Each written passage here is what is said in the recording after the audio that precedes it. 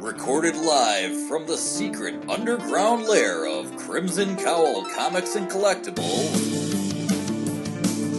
this is the Crimson Cowl Comic Club Podcast.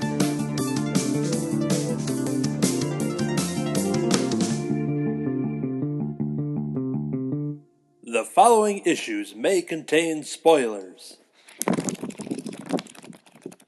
We are Scrooge. I'm Anthony. I'm David. I'm Kirby. I'm Katie. I'm Dr. Kurt's dad.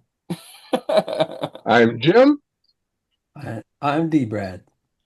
Welcome to issue number 335 of the Crimson Cowl Comic Club Podcast. Every time we record, we talk about comic books. I don't remember what number we left off on the last time we had Dr. Kurt's dad, but I want to give... Somewhere around 70. I want to give Dr. Kurt's dad a giant welcome back to the Crimson Cowl Comic Club. Welcome back, sir. When I received the message through David that you were interested in joining with the club, and I saw your list for weekly reviews, I'm like, oh yeah, this is the Dr. Kurt's dad that I know. So yeah, very excited. What we're going to do in this episode, we are going to continue on with our club discussion with issue number 2 of Uncle Scrooge, Earth's Mightiest Duck. And then we will jump into the weekly reviews. That's where we go back and forth and talk about the books that we've been reading. Whether they're new, whether they're old, we're going to talk about them there. And that'll be the setup for the show. So let's jump into the club discussion. All right, Uncle Scrooge, Earth's Mightiest Duck, issue number 2. Earth has been overrun by evil aliens, but from the ashes, a rebellion rises. A ragtag band of freedom fighters whose fearsome howl strikes fear in the hearts of their overlords. The war cry of the woodchuck. Meanwhile, Scrooge McDuck fights to preserve his own mind and memories, a battle that sees him revisiting the greatest adventures of his life. This comic is done by Jason Aaron. I think there was an auto-correct here, so I'm going to go right to the book here. Ario Andadito, Assad Ribic, Pete Woods, Nick Bradshaw, Mirka Andolfo, Ariana Kansani, and VC's Joe Caramagna. So this is continuing on with the miniseries as we've done in the past with our What If, Marvel, Disney, Donald Duck, Mickey Mouse type crossovers, as well as the previous Uncle Scrooge Infinity Dime. We've welcomed back from Cartoonist by Night, D. Brad Gibson. So welcome back to the show as well. Oh, thank you. Yes, and so here we're just going to dive right into it, picking up with issue number 2. If you want to, let's start with Katie. If you want to set us off on your thoughts for issue number 2. You bet. So, quick little recap. The planet where all the ducks live has been taken over by aliens, and Scrooge McDuck was the last holdout. They are trying to get into his vault and his money bin and get all of his treasure, and Scrooge is not having that. So it goes pretty meta here. Scrooge, at least one version of him, ends up going into his own memories of all of the many adventures throughout his life to gather different eras of himself to fight the alien robots. And then we also find out that a way in the future version of Scrooge has been captured by these robots, and they are trying to get information about where his treasure is out of him. And so the book opens with, we see a kind of cowboy and Western version of Scrooge when he is a younger duck, and he's roping some horse thieves, and he's saying, oh, you know, I want to get rich, whatever the cost. Like, I'm out to make my fortune, but wow, is it lonely? And then 2 other versions of himself drop from the sky on top of him, and that's how we begin our story. So they're going and rounding up Cowboy Scrooge, Scottish Laird Scrooge, and throughout the story, the robots are tracking Scrooge as well through these different, kind of pulp landscapes. So each one of these settings, the Scrooge is fighting off these alien robots to merchant marine Scrooge on a sailing ship off the island of Java, and they're just trying to say, like, look, tell us where the treasure is so we can go and find it and protect it, because the aliens are erasing our memories as we go. Like, we are losing parts of ourselves as we go. And there's a kind of a goofy gag where they all try basically punching one of the Scrooges, and the captain of the boat says, "Oh, I didn't. Let me give it a shot." And then they realize, actually, we're just hurting ourselves. This is not productive here. So then they say, all right, we got to go and tell us your worst day. Tell us the worst day of your life. That's clearly got to be the answer here. And Scrooge tries to say, oh, well, it's, the time that I hired my nephew Donald to work for me, and I was going to pay him a full 30 cents an hour. And the other Scrooges are aghast, like, 30 cents? Are you kidding me? And then they say, no, come on, that's not actually your worst memory. We are in your pool of gold coins here. You got other worse memories. So then we go back to the kind of old Western Scrooge, where looks like some bandits are wrestling up the town and stealing money and fighting the shopkeepers and terrorizing the shop people. It honestly seems like Donald might be like one of the cowboys that's causing trouble. I'm not quite sure, but there's a big old ruckus in town. And the owner of the local saloon and card room, whose name is Goldie, is getting into an argument with Scrooge, probably because he's a bit of a hothead. But it turns out they both really like each other and care about each other. Her name, this is really important, is Goldie. So all this time we've been hearing Gold is Scrooge's greatest treasure. But what this scene is alluding to, that it's Goldie is Scrooge's greatest treasure. So they have a bit of a tussle, and then he's like, well, I could be the richest man in the whole world, richest duck in the whole world, and go all over throughout all of time and history, and I'd never find another woman as stubborn and fearless and hard-headed as her. So he's like, okay, I'm going to go try and talk to her and see if there's a spark. Well, that's when all of the past, present, future, maybe Scrooges drop back into this timeline. And unfortunately, the alien robots are hot on their heels. So they busting up Goldie's saloon with their laser eyes. And Scrooge is very upset that they're going to try to erase her from his memories. Like, he is very upset about that. And then we get pulled out of that memory into the, I think, present future, where a subspecies of alien robot monster things have a very old Scrooge hooked up to some kind of brain machine that they're manipulating. And the memory of Goldie is so strong for him that it wakes him up from the trance, and he busts his way out of their secret scary lab.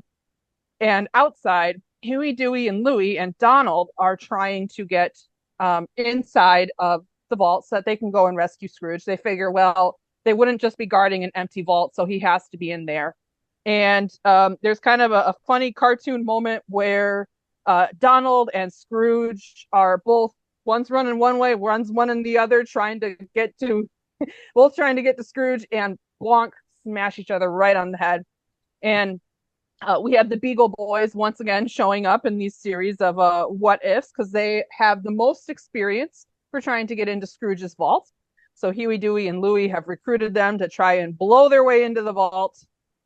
And then, yep, the two ducks crash Bill first into one another, and then that knocks Scrooge, I guess, back into his memories, where now they're back, still in the Old West, and Scrooge now can't remember Goldie. He's yelling about Goldie, and then he's like, well, what am I talking about? Who's Goldie?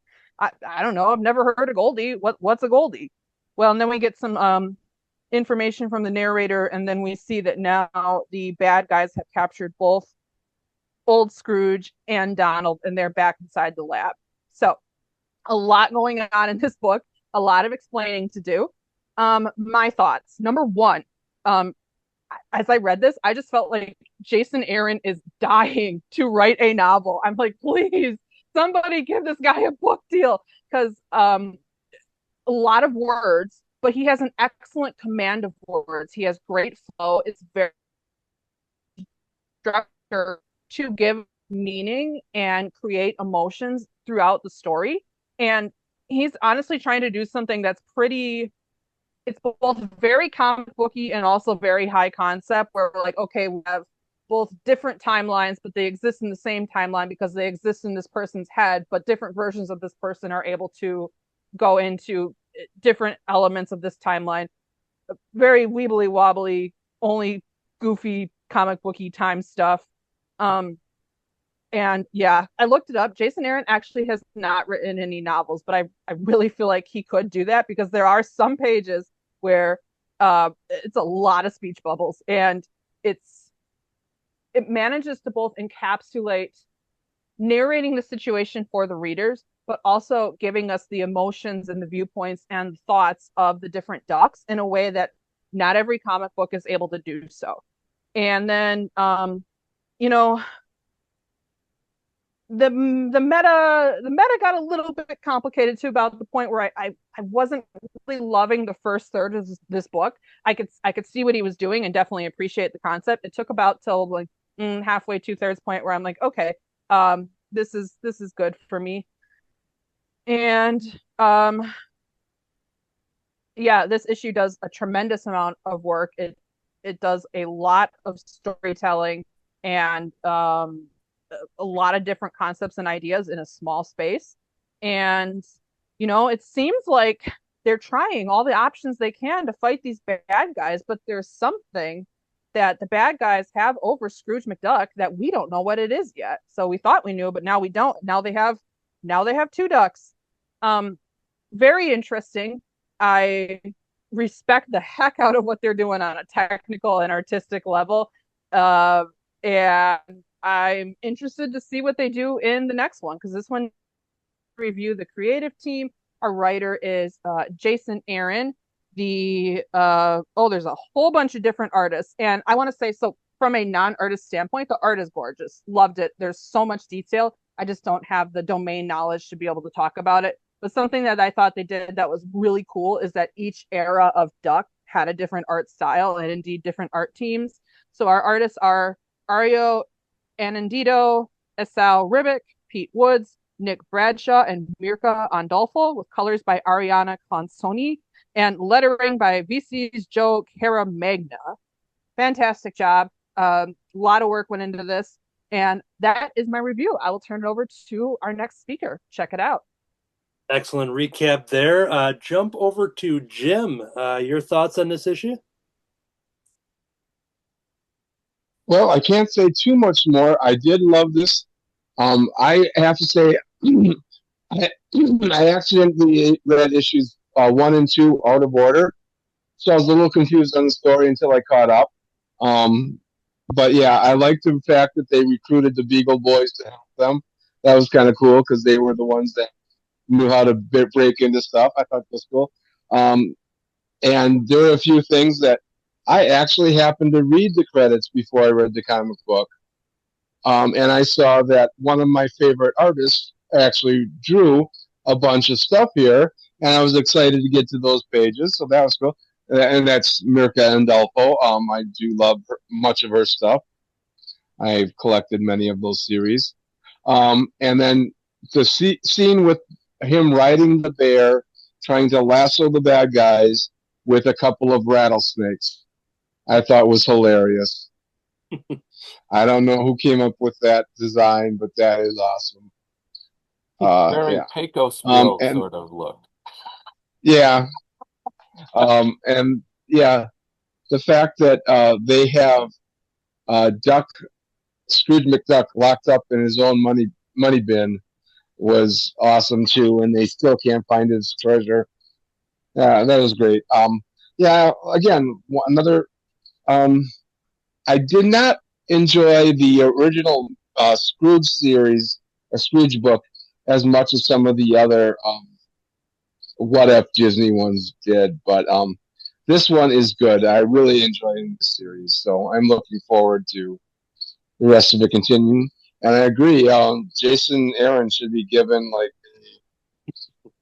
an actual novel writing project, because he can really fill it up. Yeah. Good, good. Let's jump over to our resident cartoon duck extraordinaire expert here. Enthusiast, that was the word I was looking for, but I came up with other E words. All of them are qualifiers. But D. Brad, your thoughts on issue number 2? Yeah, well, the issue number 1, I loved, and I thought the story was epic, and it felt cinematic, and there's a great build up for the plot. So I thought that Act 1 was really good.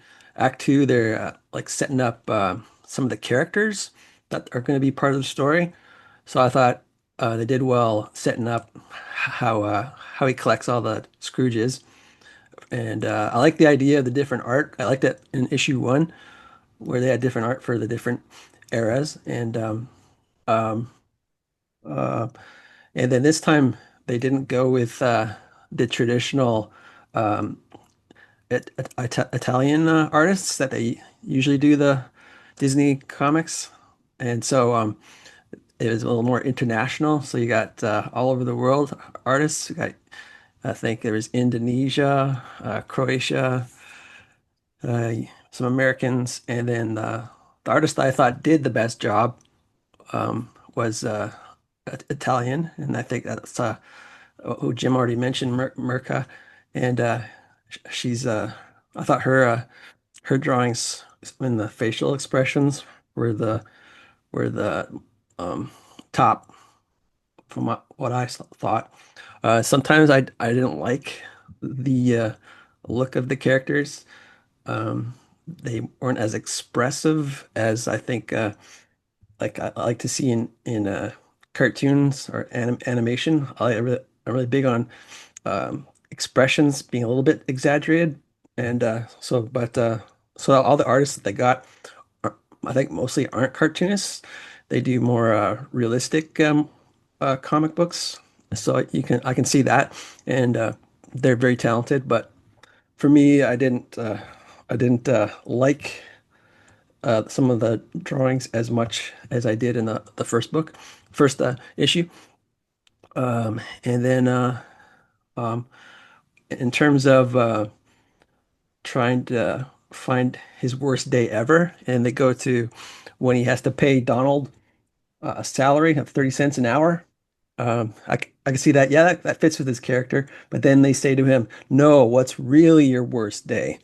And then I thought to myself, okay, what is his worst day really? And then uh, I've read the autobiography book, Life and Times of Scrooge McDuck, which a lot of these characters that they're showing um, show up different ages of Scrooge. So every reference they have is in that biography. Um, I don't know if I said autobiography, but yeah, no, biography. And and so I knew who I knew what his worst day was going to be after I thought about it a bit, and I turned the page, and I was glad that Goldie shows up there because she's a big part of that story. Cool. Um, and and the Beagle Boys, yeah, that made sense too when they're about to introduce the only guys they can get to help. I go, well, it's probably going to be Beagle Boys, but um, like I don't know, who else they could have brought in. That seems like the best choice for that I in like terms that. of I like that yeah. when we're talking about the what if books and how the Mhm. Beagle Boys were like always, and we made commentary on the fact that they kept bringing the characters in, kept bringing, Yeah, and maybe it was getting kind of old at that point, but it is yeah, funny now when you look at it, being like, you it need to be, fits the plot. yeah, Yeah. yeah. So it's kind of funny that they brought him Mhm. back yet again, but now we're all Mhm. pumped up for it. So Yeah, yeah, yeah. Um, I this morning I saw that you can order the um a collected edition of it now. So, but it doesn't come out till the spring though. So I'm looking forward to having that because I've just been reading it digitally. But I like to read it. I like to read it as a whole, and then because sometimes you may not like a certain issue, but then when you read the ones that come after, that issue gets better when you see it's setting up other stuff that has to come. So yeah, yeah. yeah, I Cool, think that's all I had. Yep. good, I didn't good. have anything written down, so I don't know. I'm looking down. Now, with being a late addition to this week's episode, but Dr. Kurt's dad, did you read it at all? Did you? Yes, I did. Oh, And perfect. I went back and read the first one too. Perfect. So I have to agree with people that, the artwork was really well done as part of it. I, in general, like the storyline. I think they did some interesting things with science fiction and kind of time sorts of things that are interesting as part of it. I do like how at each stage when you saw Scrooge in the various time periods, you could see how he is moving toward the Scrooge we have today. They did a good time, I think, a good job of saying, okay, these things built Scrooge to be who Scrooge is, which also left me with one of the quandaries I had with the story. So Scrooge is centuries old. Is that what we're saying in this book? That may be what's being said within the structure of this book, but I would have never kind of considered the idea that Scrooge is centuries old and has been moving this way for hundreds of years. Or if you take the opposite sort of idea that these are multiple universe visions of who Scrooge is, then why would they be in his memory?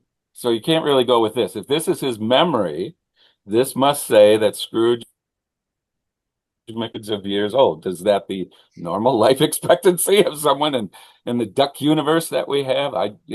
So some of that kind of threw me, and I, as a linear thinker, sometimes I'm going, how does this fit together? Yeah, in the biography that these scenes are taken from, I don't know. He's not centuries old because the way it works is the person who wrote the biography, he did the timeline of when Carl Barks made the comics, and so um, it the modern day Scrooge was like in the 1940s already, and that's where it stops. Okay. So, but now it's now we have like modern day. So like, how does that work with Scrooge? Yeah. So I can see. And also, even if we take that as the place, then we still have Scrooge going back to the late 1700s, mid 1800s that we're talking about as part of, in the you're kind of going, that's in the book, I think that's one of his ancestors. Yeah, but but then, but they talk about them all being Scrooge. So if these are Scrooge's memories, then how does that fit? That kind of threw me a little bit. The other thing that I've read some of the DuckTales and Uncle Scrooge and certainly watched the animated DuckTales and Darkwing Duck.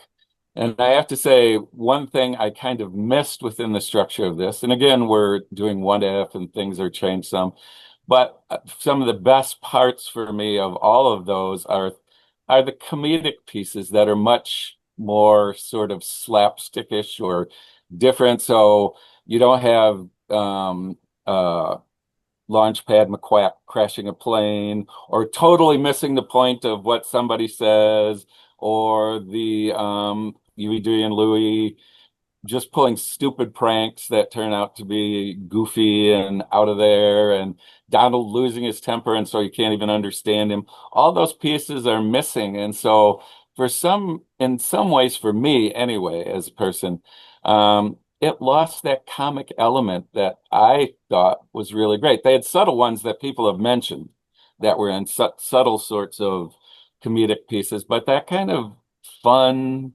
easy part of the whole duck universe, it seemed not to be really a part of this. And you can do that in What If, but as a person who reads the stories, I kind of miss that.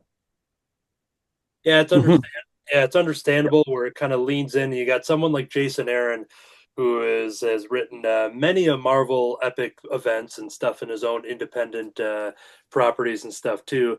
And while playing with these characters, he is very much giving that Marvel, event treatment to it. But I could see that where some of the comedy maybe is kind of taking a back seat at times. But yeah, maybe it'll come. I mainly read the duck stuff as a movement away from the hero sorts of stuff. There was my kind of, this is the light stuff that you read. Fair enough. And I assume, David, you haven't read it. Is that correct? I have not read it, no.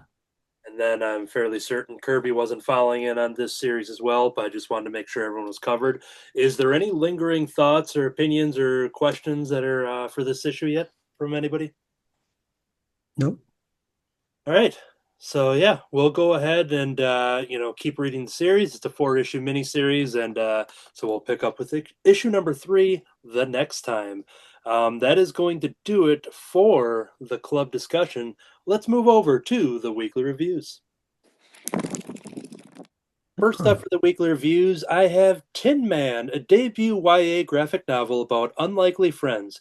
Justin Madsen's Tin Man is the story of the title character seeking a heart and a high schooler trying to come to terms with the death of her grandmother. Solar is in her last year of high school and is reeling from the recent death of her grandmother. She has abandoned her plans for the future and has fallen in with the bad crowd. Her little brother, Fen, doesn't understand why she's changed. She doesn't even want to help him build their rocket in the garage anymore.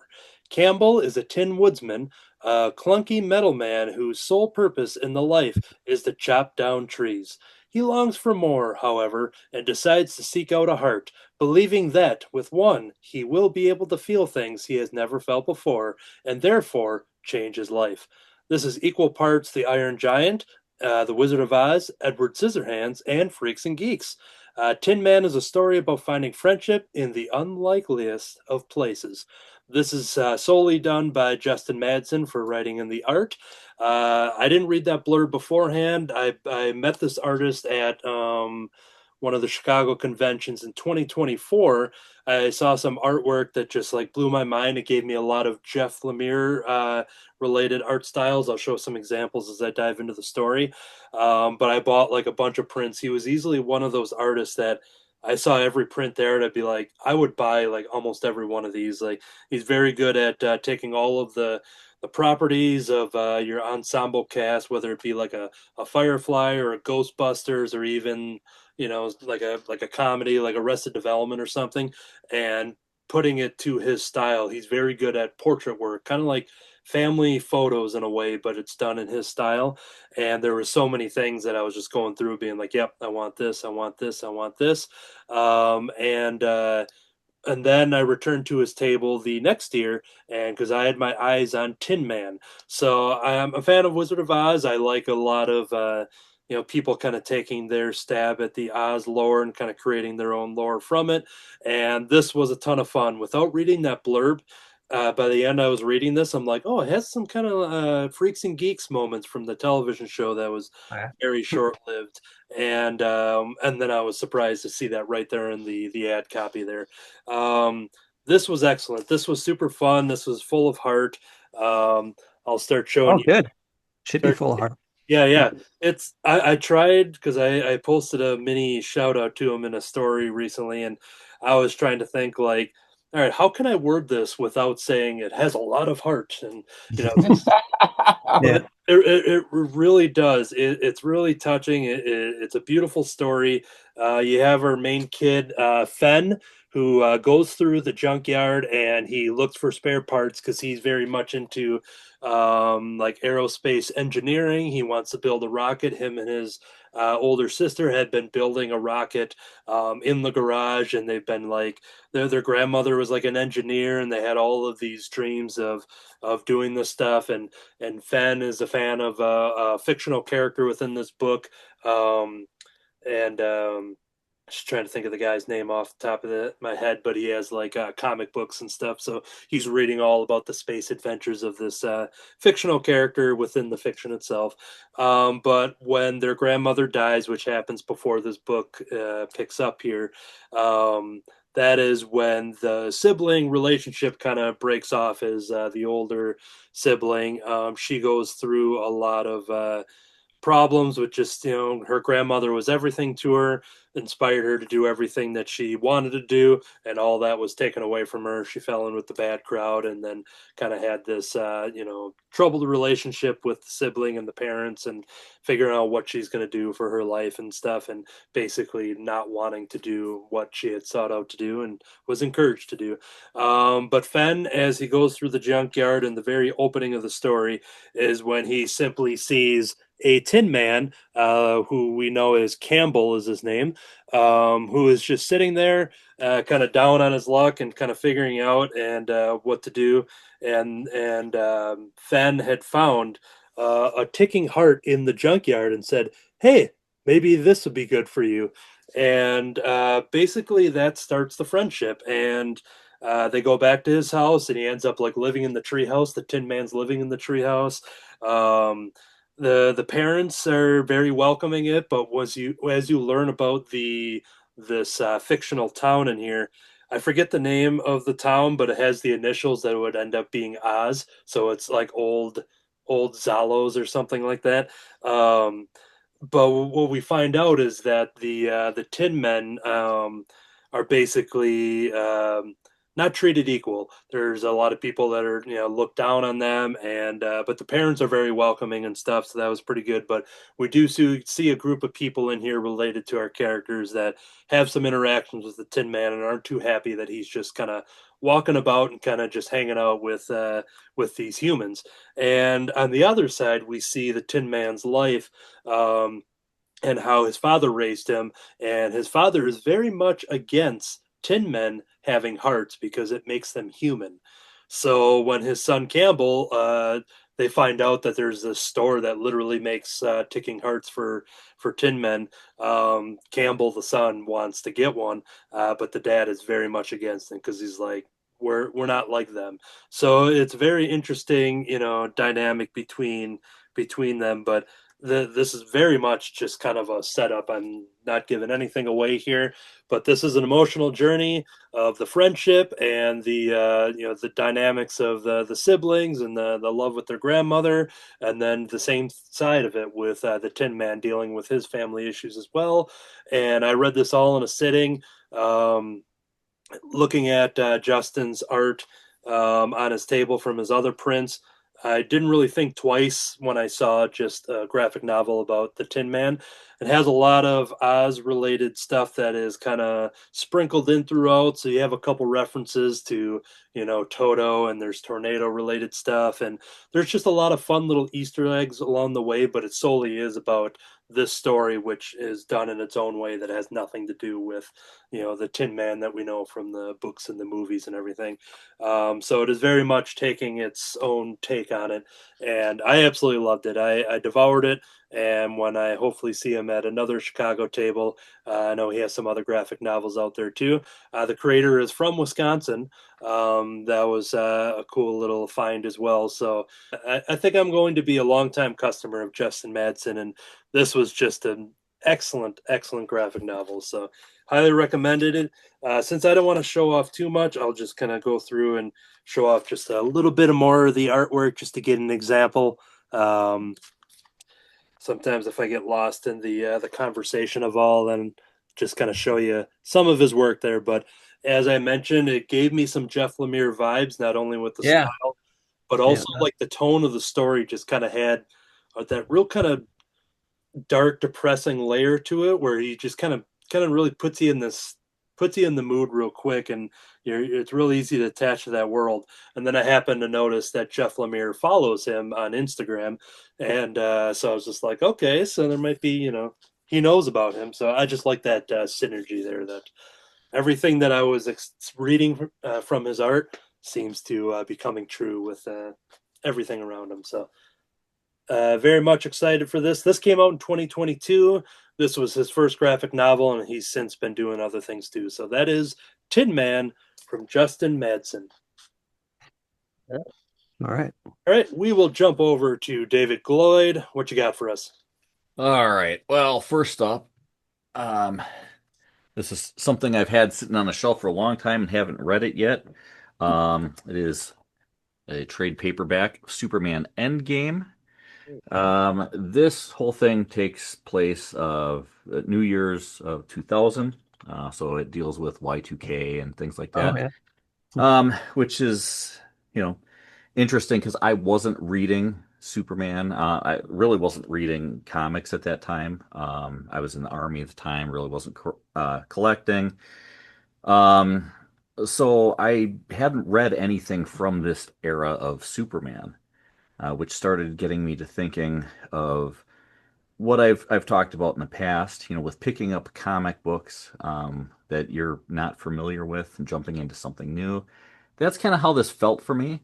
Obviously, I knew the character and most of the characters in the book, but I had missed a lot of what had gone on for the last few years of any of the characters in the title. Um, so in a way, it was like picking up something that I kind of knew about, but it was thrown into something where I didn't really know. Um, this actually has a lot of people involved in it, a lot of writers, a lot of artists. There's quite a list there, so I'm not going to go through that. But there were a lot of people involved in this book. The art style kind of jumps around quite a bit. Um, but when I first kind of cracked it open and took a look to see, is this something I want to read right now? That caught me off guard because I noticed that right away. Um, Reading the book itself, it wasn't because I think it's more like where most trades, you have somebody doing the art on book, and of course this goes, issue by issue, and so you don't quite get that jarring switch in the art, um, throughout the story. Um, this this is the story of um, Y2K, and it addresses everybody's fears about how the world was going to shut down and everybody's going to lose all their finances and everything else. Um, and they have things in place to prevent that from happening. But then along comes Brainiac, and Brainiac has other ideas and how to use Y2K to essentially take over the world. And he does a really good job of taking over Metropolis in this. Anybody familiar with that era might remember that for a while, Metropolis had been transformed into this futuristic kind of city, and this is how that all comes about. Right. Um, so you get a few little things in there, like there's a new version of Brainiac where it jumps from Brainiac 2.5 all the way to Brainiac 13. Ooh. Brainiac 13 is the one who transforms everything, and his goal is to transform the whole world to it. You, for about an issue or so of this, you do get back to the electric Oh yeah. Superman Blue. He gets turned back into that version of Superman. Um, so if you are a fan of that version of Superman, you get a little bit in here. If you're not a fan of that Superman, it's not real long lasting, so nothing to worry about there. Um, Needless to say, Superman is still going strong, so you can rest assured that things get taken care of by the end of the book. I will say I felt that this was kind of a slow, kind of clunky read as I was going through it. The next book I'll talk about, I felt went much smoother. I was really able to go along. It's kind of a bit of a slow burn, I guess. It does have some flashbacks to Metropolis, or even before Metropolis was even created, back when the first um, uh, settlers had come, and how they meet up with Native Americans of the time in there. And then there's a couple other points in history, and it always focuses on that December 31st date, but it jumps through. So you get some little flashback information on some of the things that happened with the creation and the development of Metropolis over the years of its history. And there are some links to the Luther family throughout that. So a lot of that is talked about, which all adds to Lex Luthor's involvement in this whole story, and his his part in the ongoing development of Metropolis. So he's definitely a major character in this as well. Although, of course, Brainiac 13 is the big bad. There's a number of other characters that you get to see. The Metal Men, the a lot of robot or artificial intelligence characters, which is funny. There is a comment made in here about how AI will soon take over the world. Right, And yeah. we all know how strong of a debate, a hot topic AI is these days. So it was kind of funny to see that comment and think about it. But Brainiac is able to take over all of those robotic characters, the artificial intelligent ones, even those with sentience. So a lot of those characters make an appearance. Some of them, like the Metal Men, are more prominent than some of the others. So if you're a fan of some of those characters, you at least get to see some of those in this book as well. Overall, it was a decent read. It was nice to go back to an era of Superman that I had missed out on. But again, I felt it was a little slow. It wasn't as enjoyable as a lot of the Superman stories that I have read. But that is Superman Endgame, which is from 2000 and just collects I think there was a special issue. Yeah, Superman Y2K #1. And then it went through Superman 154, Adventures of Superman 576, Superman the Man of Steel 98, and Action Comics 763. That was going to be my question on if it collected, if that's what it was. So, okay. Yeah, which again that's why you get so many different writers, so many different pencilers, and everything else is because it does have those books, and they had different creative teams on there. Although Superman, a lot of times there was a lot of connectivity between the different titles. Um, I think they were still doing it in 2000, where they actually numbered the books, so you know which order to read them in. Oh, the triangle, yeah.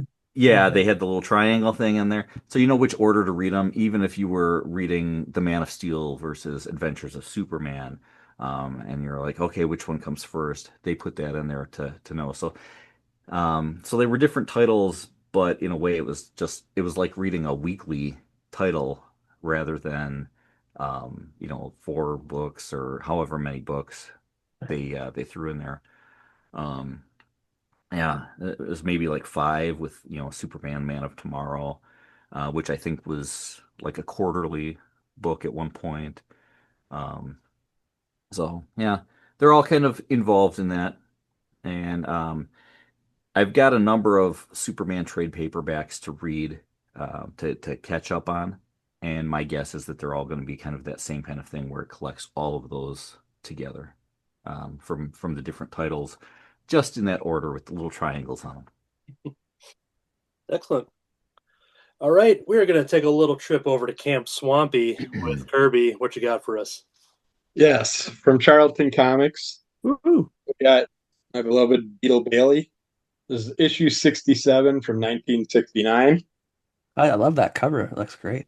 Yeah, and it's an actual image from inside the comic. Yeah. Oh, okay. But don't want to turn.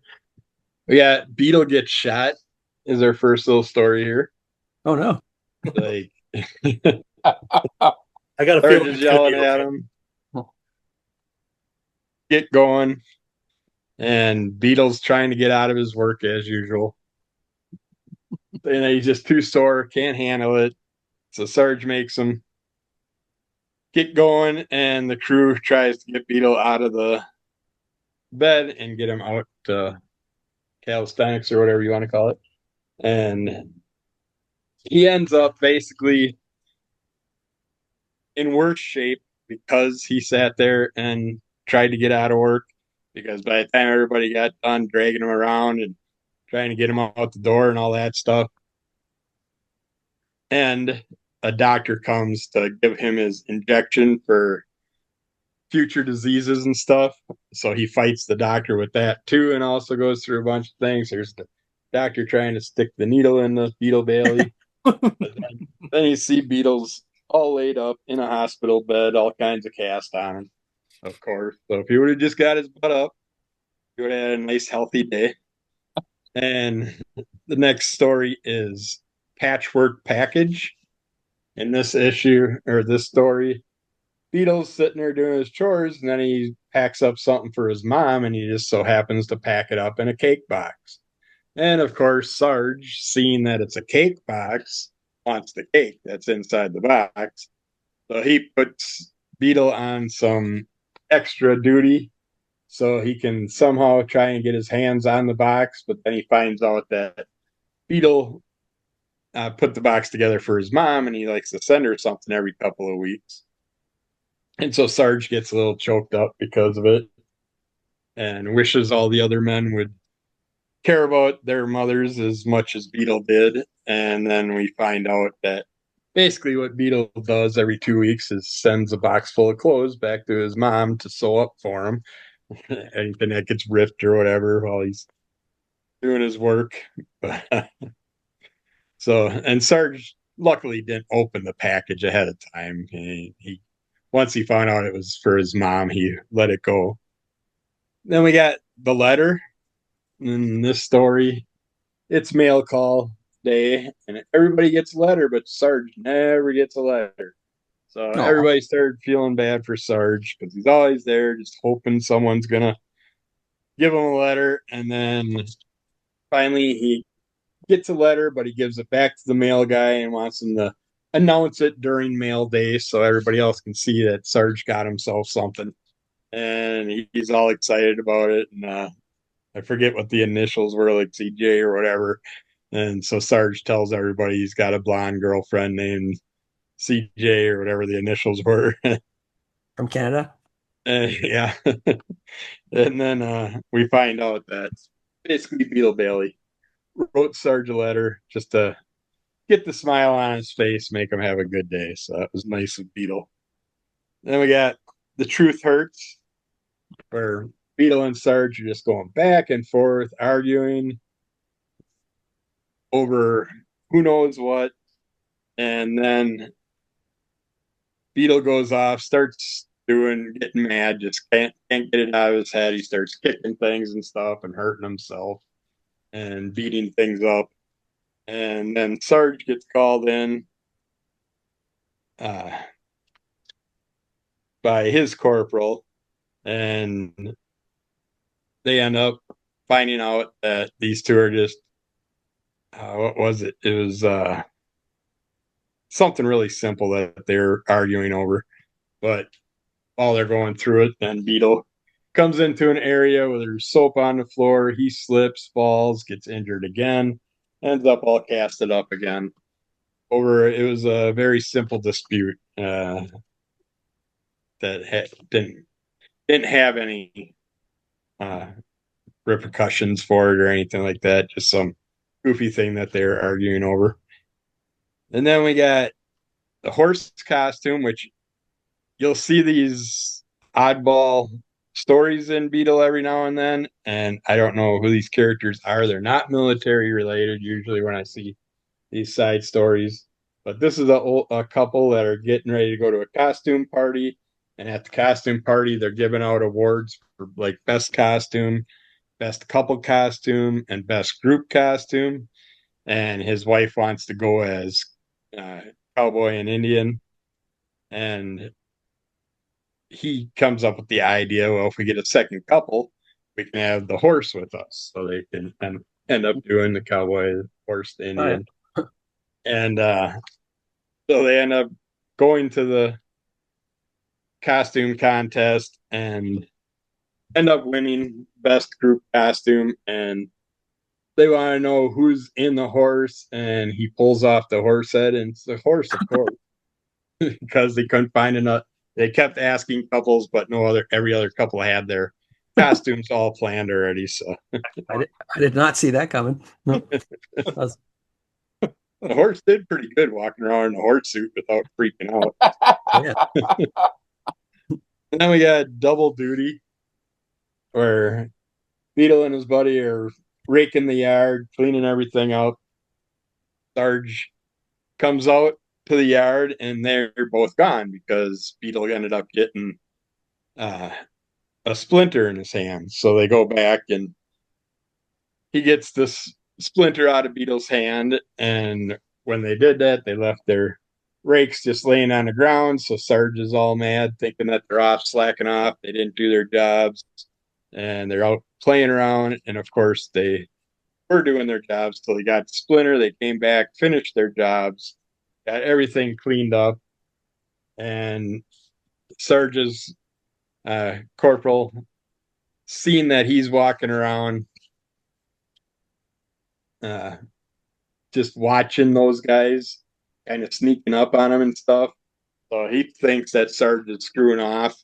So he puts Sarge on extra duty doing tons of paperwork in his office. And so Beetle and his buddy grab their rakes back up and start raking again, and just go by the window, make a bunch of noise, act like you're working, but they, even though that they got their jobs done, they figure they better do something to keep Sarge happy. But yeah, this is another fun Beetle Bailey. I love these, and it's always a bonus when I find the Charlton ones. Yeah. When's it published? 1969. Okay. But I'm trying. The other two I have are from 1970 that I'll be talking about. So I'm trying to collect everything for my birthday year. Oh, okay. Get as many 1970 books as possible. Yeah, I think I'm going to be laughing at that horse reveal for the rest of my life. So Yeah, that was good. So horse, of course. All right, we are going to jump back in with Katie and the continuing adventures of Lilo and Stitch. Oh, yeah. That's right. So this week I have issue number 7 of Lilo and Stitch, again from Dynamite Comics.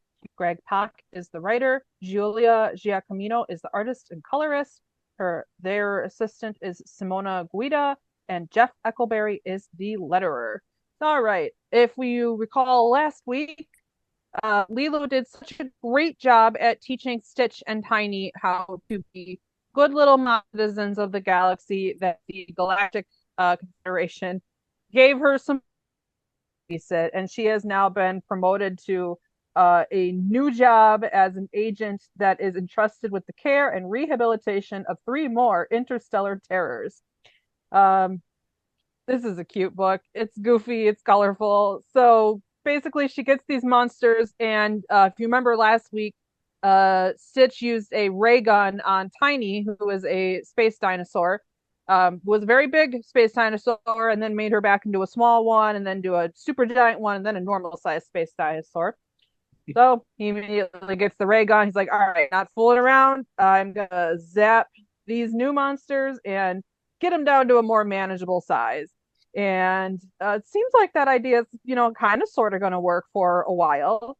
And, they're learning how to live in a house, and they kind of make a big mess in the kitchen because, they're trying to eat the table, and they're climbing up on the fridge. And Nani is going, what are these? What do they even eat? Like, what am I supposed to do with these creatures? Poor Nani. Long-suffering Nani has honestly given so much of herself, and she does it with love. Well, they were climbing on the fridge, and the little kind of teal-colored monster has big claws that shreds some pictures that Lilo had put up with her and Stitch. And that makes Stitch really upset. He got really sad about that because they wrecked his pictures.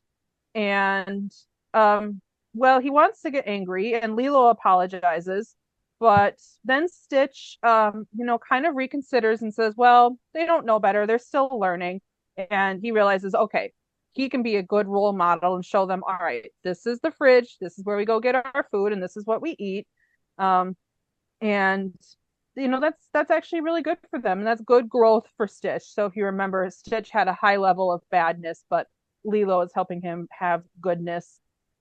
And then Nani is understandably upset that these aliens keep trashing her house, and so she's getting frustrated with them. And Lilo says, no, we shouldn't yell at them, they're just trying to learn, they've never been here before. And Nani says, well, when Stitch broke things, I yelled at him. And then Lilo says, this is different. And Stitch gives her the nastiest side eye about that. But looks like things are settling in pretty well, and everyone is playing outside. But then a character who was kind of introduced a few books ago, just very briefly, a Crocodile Dundee big game hunter kind of dude, um, has he's been keeping an eye on Stitch because he thinks that Stitch is an invasive species. Technically true.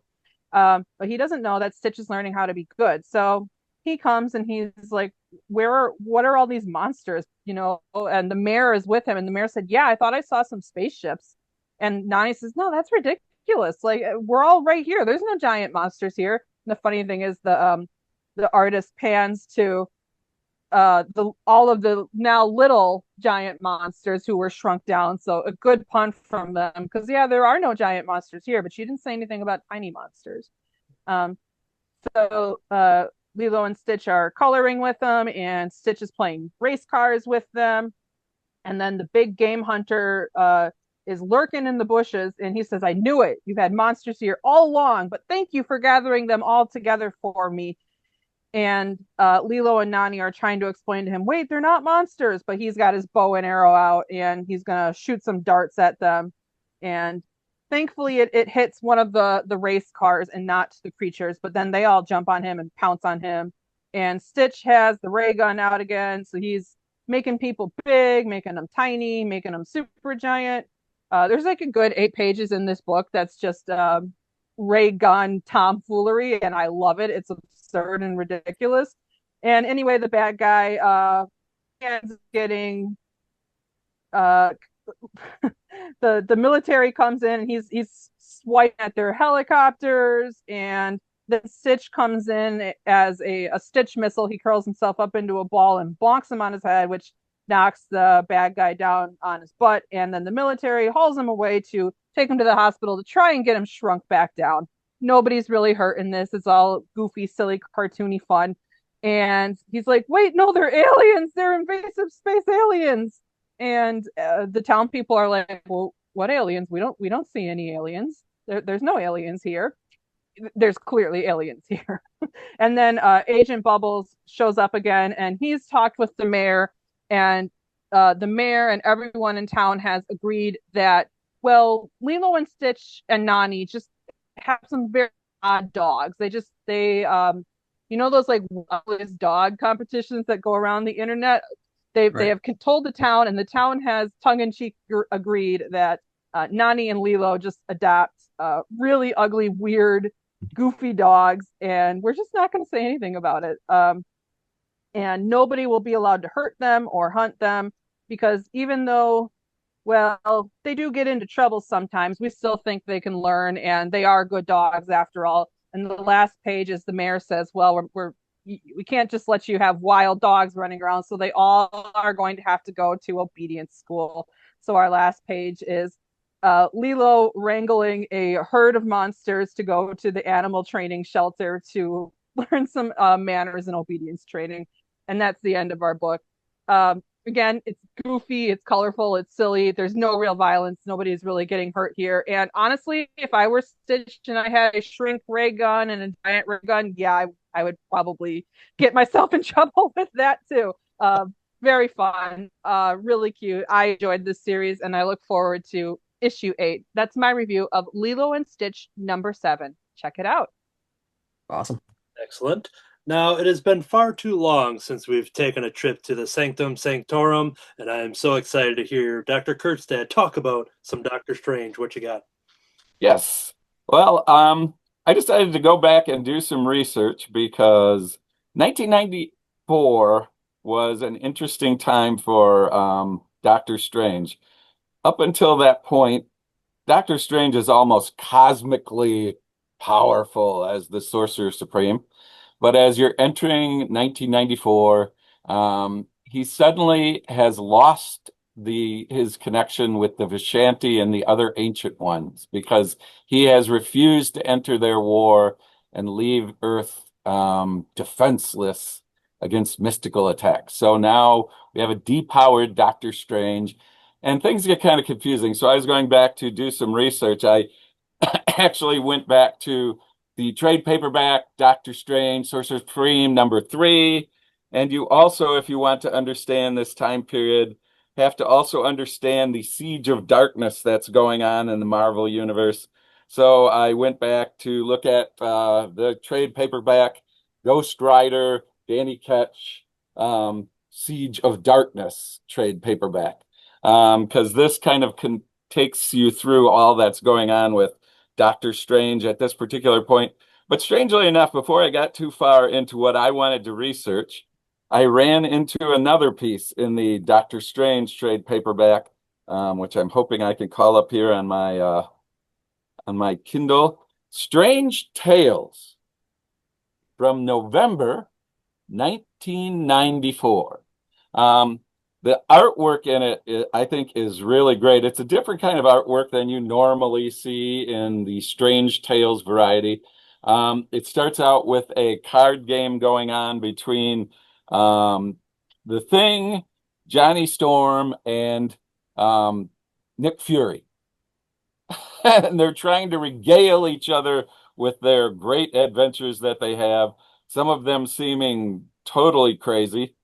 And the one that Johnny Storm and the Thing start to tell is with their friend Wyatt Wingfoot on the reservation. Wyatt is a Indian chief, medicine person, and they start to run into over and over that stories they have told in the past are coming to life on the reservation. So they tell a story about how they ran into all these alligators that were in the sewers that were being controlled by a great golden alligator who is almost impossible for them to beat, and then he disappears.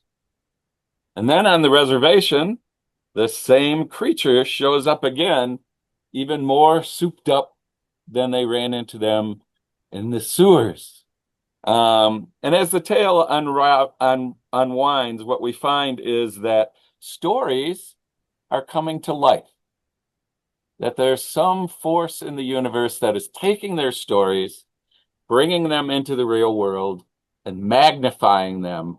And Doctor Strange shows up at that particular point to tell them that this being is out there and trying to help them figure out, how do we get rid of a being that can keep coming back stronger and stronger from every story that we tell, finally comes back as this strange alien creature that one of their stories brings into being.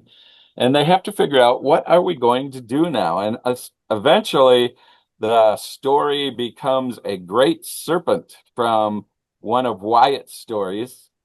And we see that in this particular panel. And they have to figure out, how do we defeat a creature of story that we cannot by our normal powers defeat, because it's driven and powered by the reality of story. And I'm not going to give you the ending. They have to come up with, how do we stop this story? But to me, the fascinating piece of all this is it raises, for me, people who know me from the past, I'm always looking for the deeper realities we sometimes can find in these stories. And as I read this, what came to me is, what does the power of a story have in real world? Do our stories exert influence and power within the world we live in? And what does that mean for us in the stories that we tell? And I think that, for me anyway, that's really timely even in this period, where people tell all kinds of stories from all kinds of different perspectives. And somehow those stories seem to be grabbing hold in our universe and moving people in certain directions based on those stories. And so maybe we all need to be a little more careful with the stories that we tell, because they may have far more of a power in our universe than we think. You know, that couldn't have been a more better ad than for Rice Christopher, the crispy adventure stories, because I think these are the stories we should keep telling. All right. Glad I could help you out there. Yeah, it is interesting looking at all that stuff, and just you always bring that aspect into your reviews and the insight and stuff, and yeah, so that's interesting. Cool. All right. Well, we will return to the Sanctum Sanctorum in the next round, so buckle in for that. We've been decade hopping here with jumping all over the decades of the modern and jumping back to Y2K and then we went, back to the 70s and well, we're going to go back 50 years from Dr. Kurtzstad's stories for D. Brad Gibson's pick. What you got for us? All right. I recently got this collection of Dick Brown's Hagar the Oh, Horrible, and um, it's pretty fun to just to see the how the art style changed from the beginning. That's kind of a fun thing to start with.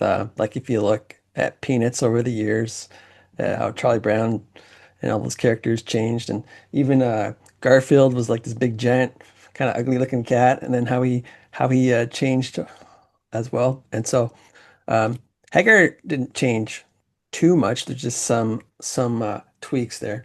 And this is a collection of the 50 first years.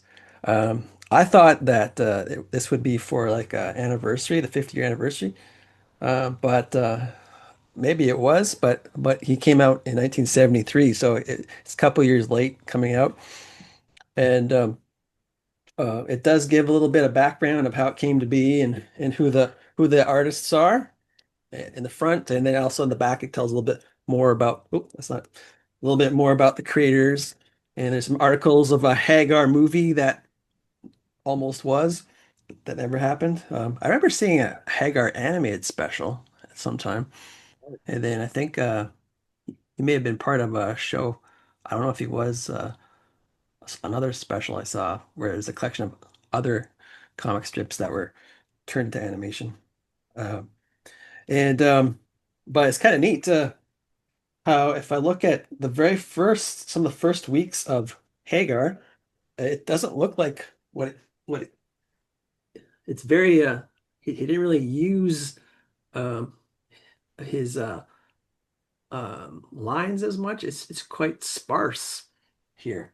But then what he's known for after that, he starts playing around and puts in a little bit more kind of like his cross hatching, and then you can see that starting to come into his art.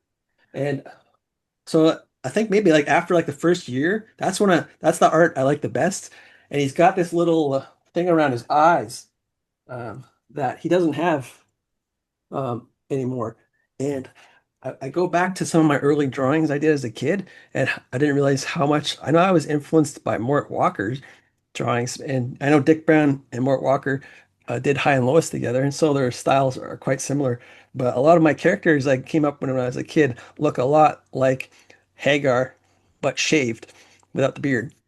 So it's same kind of nose, same kind of eyes. So it's very influential.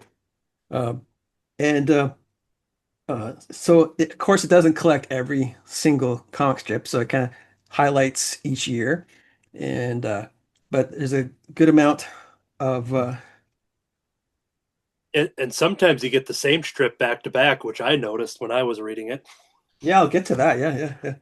But a character whose drawing design style I really like is Lucky Eddie. I just love the way he's drawn. And then another funny thing is the wife Helga. She's only drawn from a profile. I don't think I've ever seen her from Hmm. a different angle. So I'm gonna keep looking for that. I don't know if anybody could find her in a different angle, but so far I only. Oh, I'm wrong. I'm wrong. all right, right here. Yeah, right here. Tear that page out. Tear that page out. But she looks weird, doesn't she? Looks like Beaker. Yeah. But yeah, that's a rare thing. But yeah, Anthony was mentioning how there's one print error. The same comic strip Liked it. Okay. on the bottom of that page appears on the top of the next page. It's the Yeah. exact same strip. Now I could probably understand it that with all of these pages, I think it's Uh-huh. almost 500 pages of comic strips that maybe Yeah. one would slip by where one's in they're so separated, but the fact that in Mhm. the printing order they showed up right next to each other. Yeah. Well, maybe And when then- it was originally printed, maybe they printed the same one Oh, in yeah. error, so they just kept it. I don't know. People laughed at it so much, they're like, let's do it again. yeah, right. Yeah. Don't waste a good joke. Well, I know that in Family Circus they repurpose old jokes and modernize them.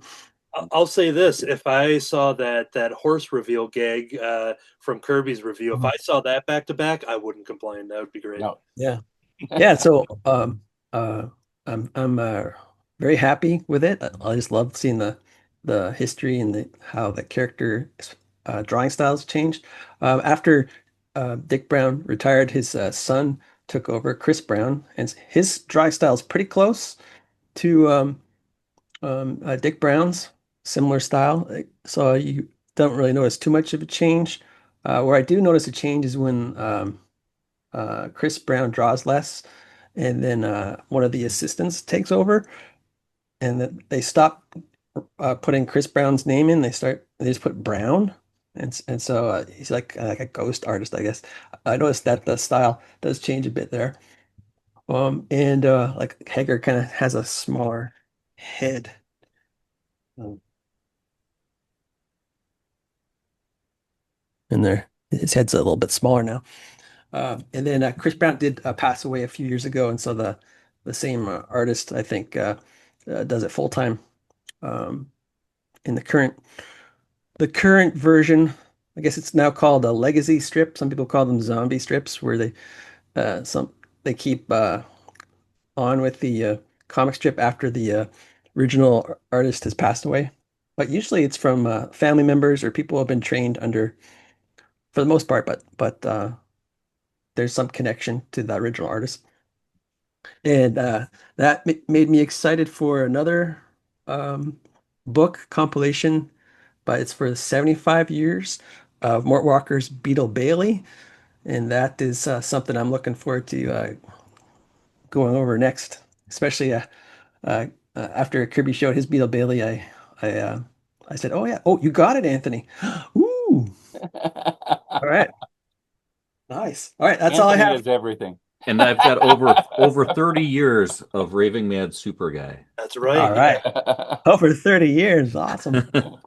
I'm glad you saved me with that shameless plug too, so it doesn't make me look weird. So, my quick commentary on the Hagar book: I never grew up reading Hagar comic strips. It was never one. Like, I'm not into a lot of like Viking fantasy type of that kind of stuff. But our friend over at Cartoonist by Night, Matt Hansel, is a big Hagar the Horrible fan. He's Yeah. drawn Hagar a lot on Cartoonist by Night over on YouTube. Yeah, he draws it really well. He's yeah. great at drawing it. Yeah. And hearing about his passion for it, and then talking about that book just coming out, I was just like, you know what? I'm just going to take a dive into it, and I've really been enjoying it. I'm getting close to the end, but yeah, I've been loving it. So retroactively, I'm becoming a fan of Hagar. So Yeah, and it kind of it doesn't really have anything to do with Vikings as much. yeah. It's kind of like that's the setting. It's more about looking at modern day life. If anything, I'm just getting a lot of like Flintstones vibe as far as like Yeah. Or another thing you could compare it to is the Honeymooners. Oh, sure. Okay, yeah. Yeah, totally. Yep. Which would Flintstones is make a ripoff sense of with that. comparing it to the Flintstones, because Yeah. Flintstones was essentially the Honeymooners. Yep. And with all that pillaging they do, did they ever find a regular hat for Eddie instead of a funnel? That would ruin the Nope, he still comedy. has the funnel. At least find him a gold crown or something. There's a character that was just brought in with the pages I'm reading right now. A young female character. Oh shoot! Dang it! The name was just at the tip of my tongue there. Starts with an H, and it's kind of. Oh, maybe is she in the character lineup in the beginning? Maybe. Oh, his daughter? Yeah, so she started showing up. Honey, no, not the Honey. daughter. Not the daughter. Oh. There's I think it's maybe like a potential interest for the son, like a. She's not in the beginning here. Dang it! I was hoping she was going to be highlighted, but anyways, ignore. Thought it. his son did have a girlfriend eventually. Yeah, so and her name, I think it starts with H, and I think it's like something that like a disease type of name, like it has an element of that. Uh, okay, I'm just going back. Earl. I just went back a couple pages to see if I can find her, but I might just cut all this out because I don't know what I'm talking. Oh, here we go. Hernia is her name, Oh, okay. Yeah, I know what that is. and yeah. Um, but yeah, she shows up and she has a real cool attitude, and like everyone around her and reacting to her, like she's just like jumping into the fights and like she's not Mhm. holding back on anything. And but once she showed up, yeah, she's taken charge basically for what I'm reading. So That's a great name. here, this is exactly what I wanted to show off. Page 224. She goes, do you think it's unladylike for a girl to ask a boy for a date?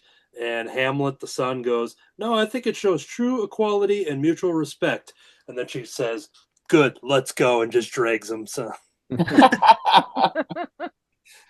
yeah, I became a quick fan of Hernia, especially the name is great too. I don't know if she lasted though, if she's like still over the years. I don't, but that is a good idea for a character though. Totally. Cool. All right, well, that is going to do it then for that. Oh, and they do have a pet duck. That's a good thing. Oh Oh, yeah, yes. I remember the pet dog. excellent.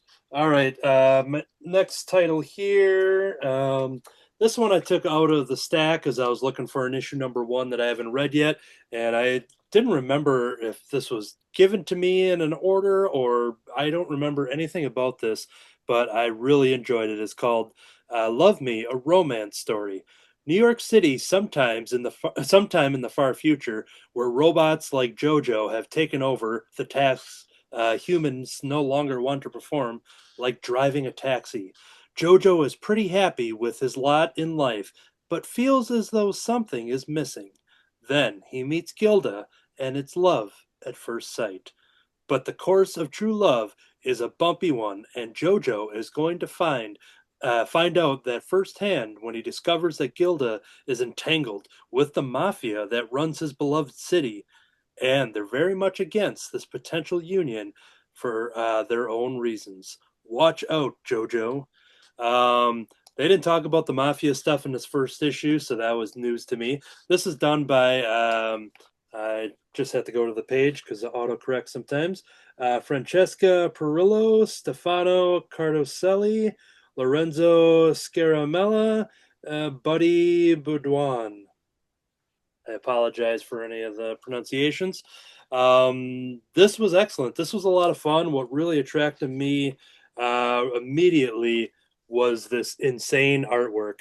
It gives me a lot of like Jim Mafood vibes and like Yeah. just like a lot of graffiti type of stuff. Like there is so much to look at in these designs. Almost kind of like Keith Giffen-y in a way too. Yeah, Just a it's like lot. Troy's buildings. Yeah, and like immediately I was just struck by the colors and the designs and the lines and the details, and there's so much going on. And here's the design of our robot Jojo, who has a cat.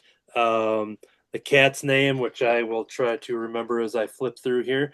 Um, but yeah, Jojo basically is just going to work. It's New York City. It's sometime in the far future. Jojo, when we figure out what his job is that he drives taxi. And just look at this crazy like taxi that's kind of designed basically to kind That's of fit his tall and big structure. And Gonna say you need a special taxi to fit into. yeah, there's another look at it. But like everything Looks about like something from Judge Dredd's world. yeah. I see that. and here's another big like city scene. Like I was just I don't think I've ever been taken aback by this kind of artwork in a long time of just wanting to see the like I don't even care if there's a story in this. I'm just Yeah. Yeah, it's like his specialties backgrounds, eh? yeah, I am just eating up all of this. So Jojo is driving the taxi. He's just having a normal life. Like he said, he's got a cat at home. He loves music. Music is a very important part of this story. And he picks up this young woman who immediately connects with him on the music. So they're listening to music in his cab, and she's like, "Oh, I love this band." And like, "Oh, this is my favorite band. I have all their albums." Blah blah blah. And the internal monologue is that now JoJo is immediately falling in love with her. So when just that the mention that, "Oh, this is my favorite band too," JoJo just in his mind is just going, "You're beautiful. You're very beautiful. You are very very beautiful," and he's just like basically just kind of freaking out inside. And man, here's another awesome design page of just the robot expressing his love and everything. This first issue is about him having this connection with this young woman, and them very quickly realizing not only do they like the same music, but they also appreciate cinema, especially black and white cinema. And immediately that night, she's like, "Well, hey, if we go down to this theater at 8 o'clock, they always play these old movies, and they're playing so and so at tonight." And immediately they're going to be on a first date. So that is kind of the setup for the first issue. That mafia stuff is, I guess, is dialogue from the trade paperback, because I think this came out a year ago. So none of that kind of stuff is layered in there. But after this first issue, I am very excited now to play catch up, because this is the only one I bought of it. Like I said, I don't remember pre-ordering this. I'm not familiar with the creators. Maybe I would have been drawn to the title and whatever, but this is a mystery to me. This is from Mad Cave Studios. So yeah, I have yet to figure out how this got into my stack of reading, but Oops. yeah, I'm very glad it did. And sometimes the online orders, will have like an extra random promotion issue or something, and but I am going to go back and get the rest of the story. So that is Love Me, a romance story. Ooh. Nice. All right. We're going to take a trip back to another one of David's beloved franchises and comic books. What you got for us? Yeah, and this is another one from an era in which I wasn't reading the title. This, I believe, is back to 2014, Sounds right. shortly before opening Crimson Cowl Comics and Collectibles, because it deals with the time-displaced original X-Men, and I know that they were early into their adventures around that time. When we opened the store, we had some of those early comics on the rack, even in the basement days. Um, so this is a hardcover version of X-Men Battle of the Atom. This one is so Beast of the current time has um, brought the original X-Men from their early days into the present, which I believe was to somehow kind of jar the other X-Men into like stopping and really thinking about what they're doing, as they they're not really seeing eye to eye. There's a lot of division in the mutant community.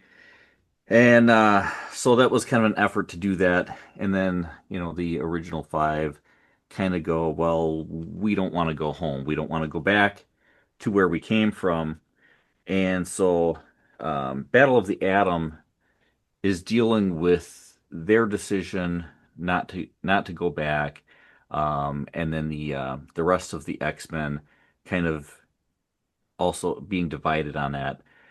Should we send them back? Should we not send them back? Is it right to force them to go back if they don't want to go? Even though there can definitely be some problems with the space-time continuum if we don't. At one point, the young version of Cyclops is seemingly killed, and the current version of Cyclops vanishes. Fortunately, the young version is saved in time, and the current version reappears. But that makes them questioning it even more. Like, hey, what are we doing? We need to send them back. And to complicate things even further, not only do we have the present day X-Men and the past X-Men, but then we also get what seems to be the future X-Men. that come back to the present to tell the present X-Men that they need to send the past X-Men back to the past, or there will be dire consequences. Um, so And as I I, remember, don't some of the past X-Men also want to go back to the past, while some of them don't want to go back to the past? So yeah, even in that group, you have a division about what we're going to do about it. oh yes, there's I think like um, Iceman wants to go back, but Jean Grey definitely doesn't want to go back. and Scott wants to do whatever Gene wants to Right. do. And Angel has left his group of originals to go side with current Cyclops and Magneto and their group of Yep. X-Men.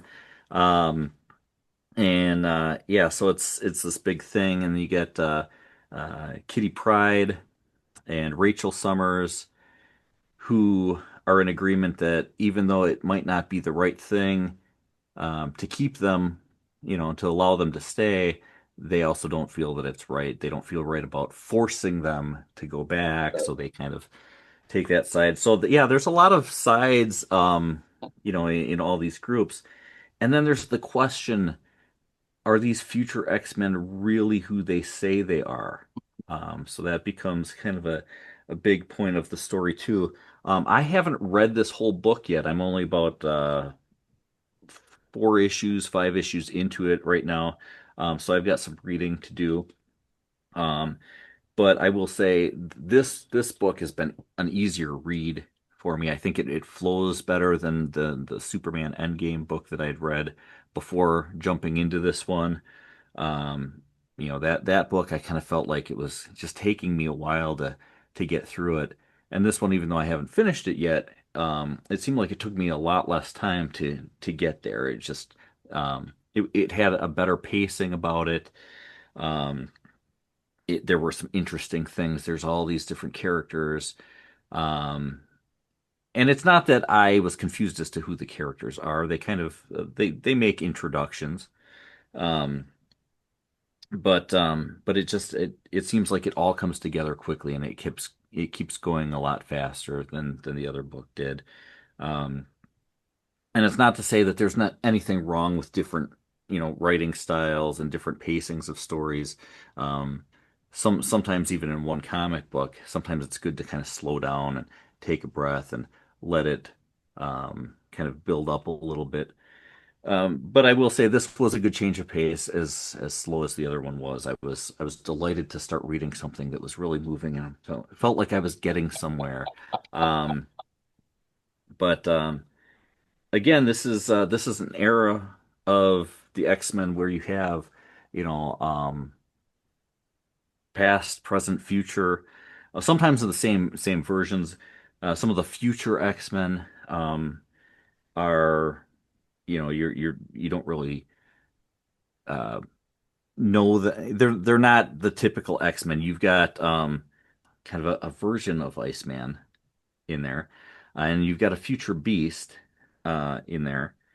Um, but you have this future female Zorn, maybe, that it's revealed to who this is. You have a future version of Deadpool, and you have um, who is claiming to be the grandson of Professor X, just going by the name Xavier, I believe. In this, he says he's the grandson of Professor Charles Xavier. He's got the bald head and the same powers and everything. Um, but right off the bat, there is some question about the true identity of those future X-Men, and I'm not even far enough into the book to spoil that. So I'm still trying to figure out myself. Are these people who they say they are, or aren't they? It puts a couple of the time displaced X-Men on the run. Um, Scott Summers and Jean Grey of the past. Um, they kind of make a run for it because Jean doesn't believe the story of the future X-Men. She's suspicious and thinks they're up to something. They were blocking their minds so she couldn't read them. And the thought being, well, Why would they do that unless they have something to hide? The argument is made, well, maybe it's just that they don't want you to know too much about the future, Right. Yeah. which I can see. Mhm. But it's presented in a way that you as a reader are left thinking, yeah, but is that really it? Um, there are a lot of characters, and I can see somebody who has not read the X-Men, um, especially around this time. I can see you being a little confused as to who some of them are. They make some introductions, but really the introductions are made to the most prominent characters. And there's a lot of other characters in this book, especially with three periods of X-Men characters in there. Um, you get a lot of the covers are shown and some extra art is thrown in periodically throughout the book. Um, it is, like a lot of trades and whatever, they have a little bit written about the story on the back. They've got a little bit more inside the front there. So if you read that stuff, it does a pretty good job of explaining what's going on, so you kind of know before even jumping into the book. So that's a good thing for it. But like Superman Endgame, this book is a good reminder to me that even a book that you're somewhat familiar with can be like picking up a comic book that you've never picked up and read. And, it goes back to my thing that a lot of you have already heard, where it's like making a new friend. You don't, I can make a new friend who's 30 years old, and I don't need to know everything about their 30 years of past life experiences to jump into their life now and to get to know them. And so this is good. Although this is a little bit more like catching up with old friends. And a great example to what David was saying there is that you could very easily pick up the Raving Mad Super Guy Super Spectacular and without having read the first 30 years. So. Yes, Right. and excellent plug. Shameless plug. So I'm looking forward to seeing where this goes. I mean, I kind of know where it goes in the end, but the story itself, I don't know where it goes. So I am looking forward to finishing this. I think it is a good read. When I first heard about the time displaced X-Men, when this happened over 10 years ago, um, I kind of rolled my eyes a little bit at it, whatever. Um, but I will say everything that I've read in that era and with that team and whatever, I did enjoy. So, Did um, you read the all new X-Men stories before that one that take place before that I story? had read some of them. Yeah. Especially there were some that were in I think there were some crossover events that we read together as a club, some of the Oh club yeah. picks Mhm. from that time that had those. So I was introduced to that. We I know one of them was the Jean Grey um, one that came out, that event that happened. Mhm. So I had read some of the stuff from them, but I wasn't reading it Mhm. consistently issue by issue. Right. Yeah. Yeah. Is like the launch of Marvel Now, where they kind of started over after the X-Men and Avengers, X-Men versus Avengers storyline. Yeah. Yeah, and that's when was it Bendis that took over, Yeah. and he introduced that storyline with the yeah, I really like that storyline. That was a really good storyline. Yeah. But I haven't got to that one that you have yet. Yeah. Yeah. So Mhm. Bendis is one of the Mhm. major creative people on this book. Mhm. Um, again, maybe that's one of the reasons it took me a little bit to pick this up. Mhm. Because I hadn't really had anything against Bendis, but Bendis ruined Superman for me. Oh, And I'm okay. not saying he ruined my childhood or anything. Yeah, yeah, yeah, yeah. I did not like his work on that, and it changed things for me where it was Mhm. difficult to go back and read after him. But I've read a lot of Bendis Marvel stuff that I did like prior to Mhm. that. So not really anything against him overall. I just, hated his Superman take. Right. I forgot you did that. Yeah. Well, That's way after, right? Yeah, that Yeah. was quite a while after. I've got a surprise because our next guest right now coming into the Zoom, Brian Michael Benton. Oh, wait, no. Woo. And I gotta go. But yeah, so far it's a good read, and I would definitely recommend that one to anybody who has not read X-Men from that era or hasn't read that but is familiar. So far it's been a good read. I remember enjoying those, especially a lot of the dynamics with the Beast character, and that's all I'll say, not knowing what you've read yet. But Beast has a lot of interesting Yeah, stuff. I mean, this was definitely a time in the X-Men's history where they were sort of uh, it, there were some definite moral gray areas with some of these characters. And you could argue that a lot of these characters, I mean, there's a lot of things that Scott Summers did way back in his past, and there's some questionable things from Professor X and whatever.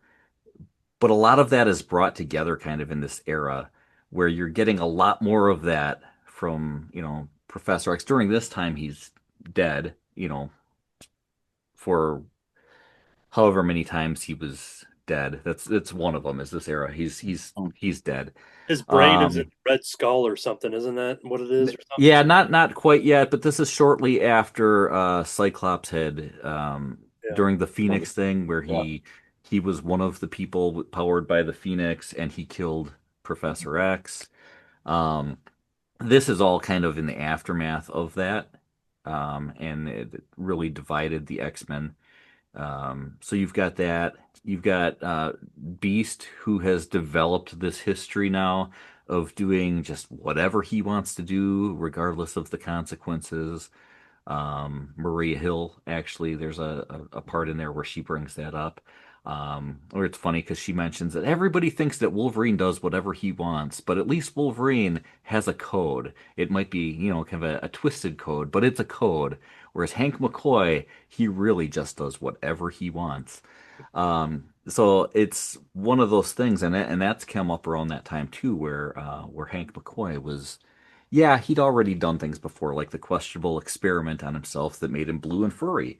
Um, but we got to a point where he was doing all these different things that, came into question, and people would be upset with him, because he uh, made this decision or that decision, and it affects, mutant kind or the world, and it seems like maybe he didn't think it through as smart as he is. So yeah, you get a lot of that with the different characters in the X-Men's world where um, there's a lot more morally gray areas with some of these characters where it's not. I mean, Marvel always did a good job of making their characters more interesting and having some more conflicts in them, and it wasn't always just straight good versus evil. You had a lot of problems with the characters, but I think um, once you got into the 2000s, 2010s, and stuff like that, I think you were really seeing a lot more of that where they were making these changes, and you're kind of questioning, you know who is this character? I thought I knew this character, and now they're doing these Yeah. things that make me wonder, um, is this the hero that I always thought it was? Right. I think I eventually came to a place where X-Men was a comic I just couldn't read anymore. And we're not quite at that point when we come into this place you were reading, but it's the beginning of moving toward that X-Men continuity that came later that I went, I can't follow the Yeah, X-Men it, anymore. it got there, and definitely the whole Krakoa That's where I kind of place. just That was it lost for it. me too. It was like this isn't even the X-Men anymore. A lot of the characters were no, they were. You started questioning some things earlier Right. on, like why is he doing that? But sometimes it made sense. Like you think, okay, they're just taking some behaviors that happened before, and they're doing something with that.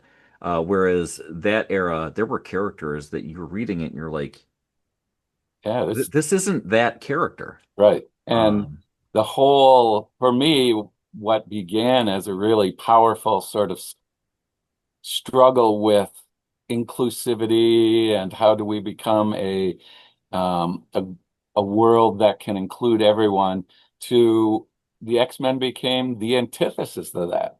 yeah, yeah. It And was at it that was point, it was like, this isn't where I want to go anymore.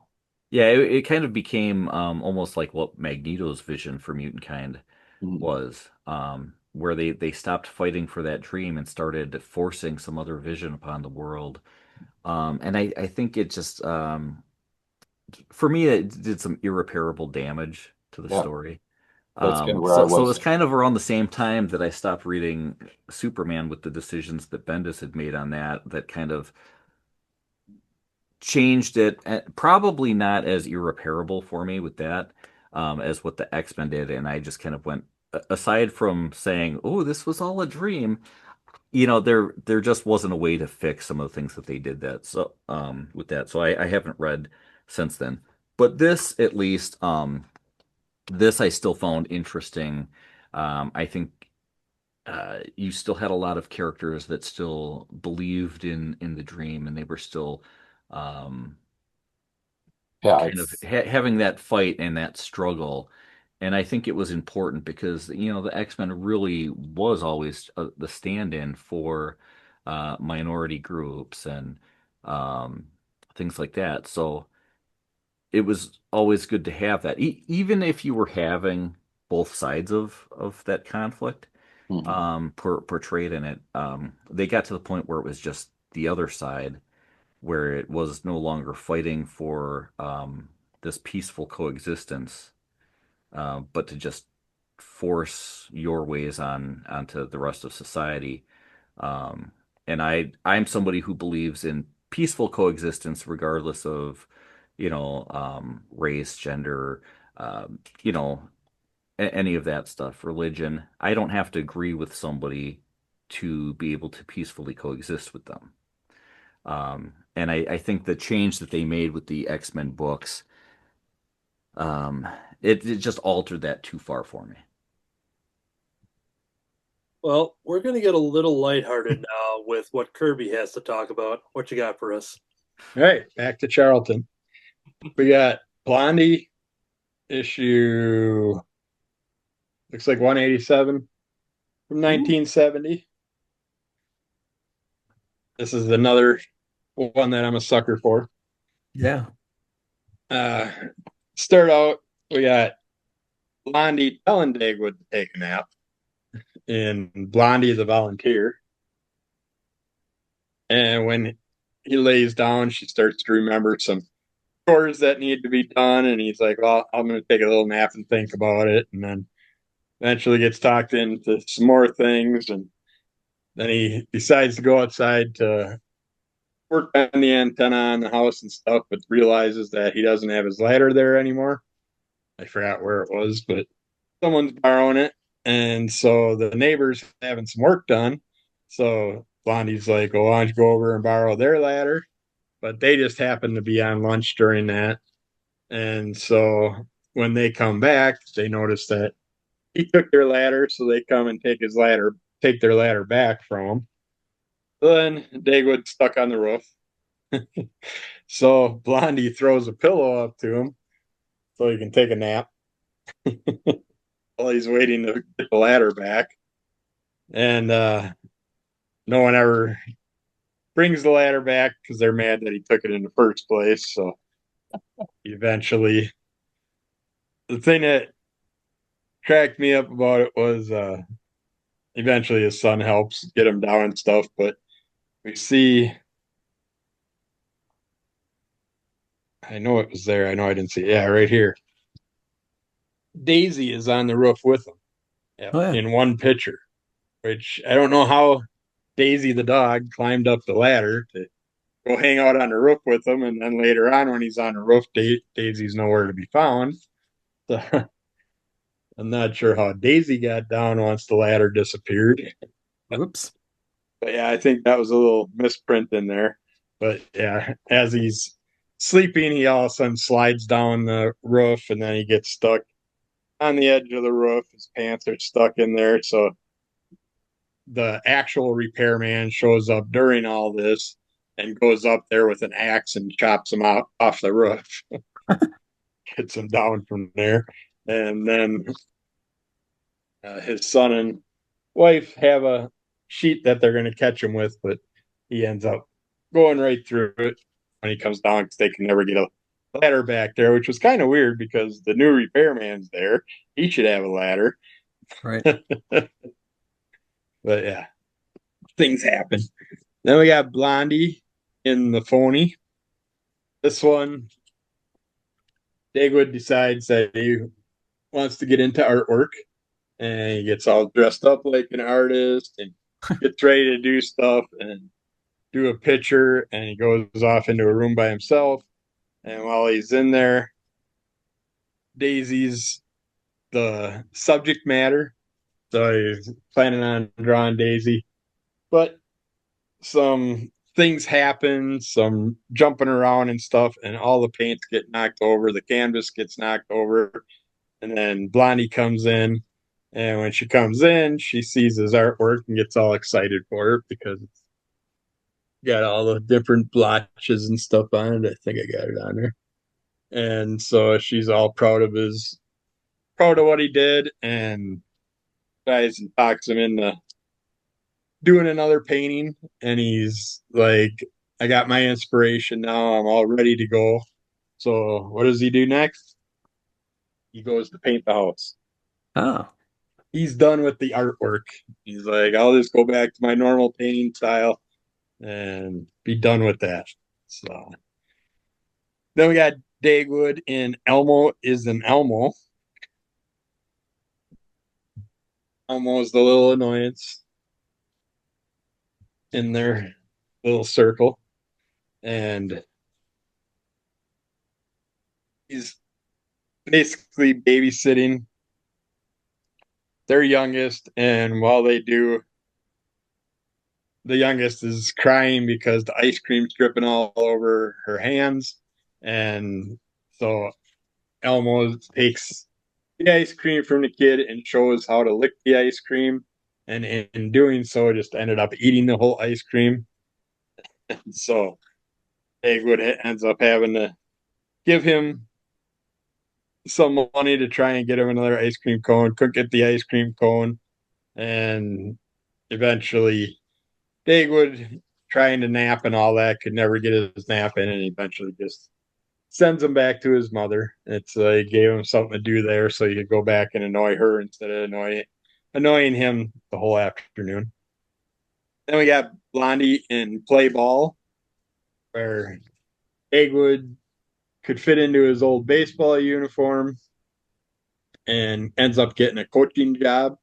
So he goes off to coach the team, and he ends up using Elmo as he's a left-handed pitcher, and Blondie was impressed with what he could do. But then Elmo comes to the house, and they're sitting there, or Dagwood was impressed with what he could do. Then Blondie starts making him a sandwich, and Elmo's sitting there eating the sandwich, and the other coach comes in and sees Dagwood in the baseball uniform. And he's like, well, why don't you just have a regular coaching shirt or something like that? But since he's all decked out in his baseball uniform and stuff, they get back to the game, and they're short a player. So the other coach talks Dagwood into playing for the team as one of the other kids, and the kids are making him crouch over and stuff so he can look like their height and all that stuff. And in the long run, Dagwood ends up basically everything he tries to do baseball wise, he drops the ball, can't hit the ball. He's having all kinds of problems and stuff. And then they go off because he gets an injury, and they go off to the injury tent. And while he's laid up, of course, the other kids end up scoring like 9 runs, and they end up winning the game without Dagwood on their team. They're better off. And then we have Dagwood in Dog Days. Yes, Daisy's pups all over the house, and Dagwood's basically doing his normal, trying to kick back, do his thing, get his chores done. While he's doing his chores, the dogs just keep messing with him, and eventually he just kicks him outside to get him out of his hair because they're driving him nuts. And we also get Dagwood in She Ain't a Ringer. where we get the pups again. They were trained to ring the doorbell when they want to come in. So they all pile up, and the top one pushes the button, rings the doorbell. David lets them in, then the left behind pup comes up and just scratches on the door because, well, I don't think he could reach the doorbell in the first place without other pups to climb on and stuff, but the scratching doesn't work. He starts howling, barking, all that stuff. And Dagwood finally gets up and realizes that it's a dog out there, and gets on him about why he doesn't know how to ring the doorbell like the rest of the dogs. And they got some in the background and stuff. But yeah, this is another fun Charlton from 1970. All right. Good year. Cool. Yeah. All right. We are going to return the Sanctum Sanctorum. Or some version thereof. As I said earlier, Doctor Strange in 1994 was a somewhat confusing period in what's going on with Doctor Strange. He's lost part of his power as we begin, and he gets wrapped up in a wider Marvel setup of Siege of Darkness. They're allowing creatures from alternate dimensions want to take over the world through mystical barriers, and Doctor Strange is working with the Midnight Suns and the Defenders of Darkness to try to stop all this. And at one point, they release Salome, who is a former Sorcerer Supreme, who has been banished to another dimension. She comes through and immediately wants to take the mantle away from Stephen Strange, who no longer has the power really to resist her. So at one point in the comic, he gives her the Sorcerer Supreme title and apparently is killed.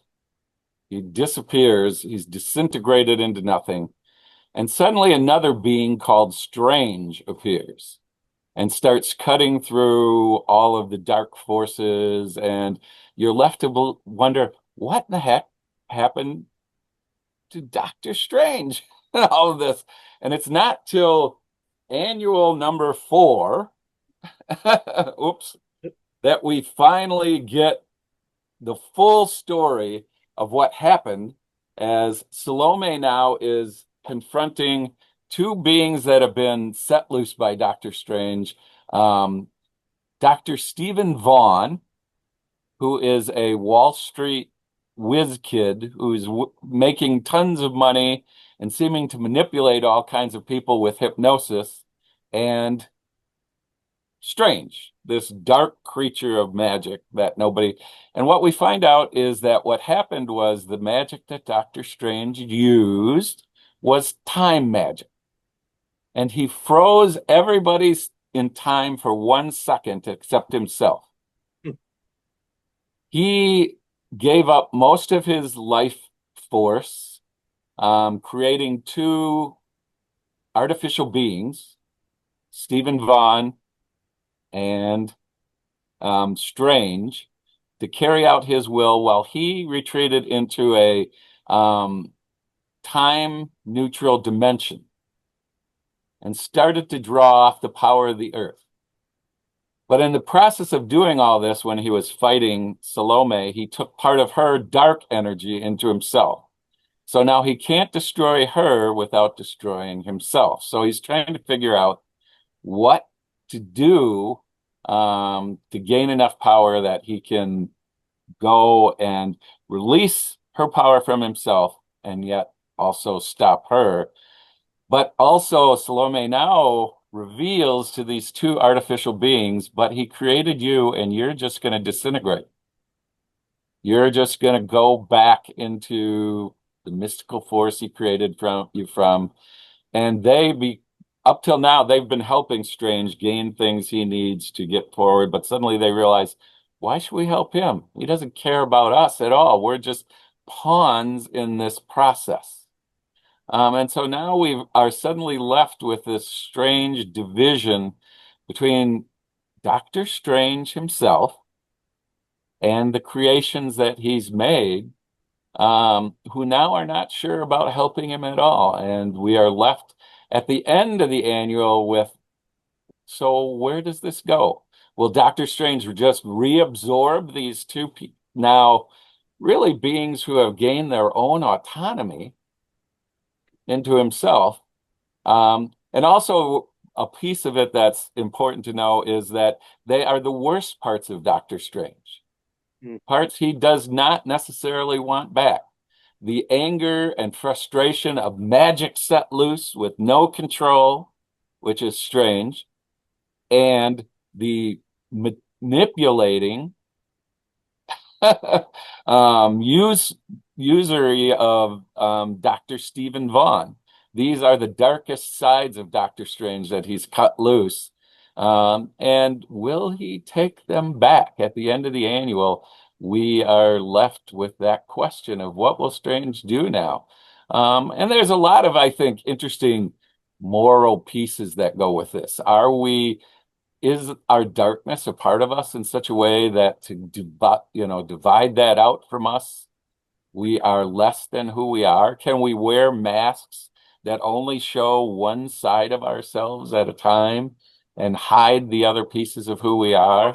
And what are we really willing to do to defeat an evil that we have classified as evil? Are we willing to do anything? Are we willing to use anyone?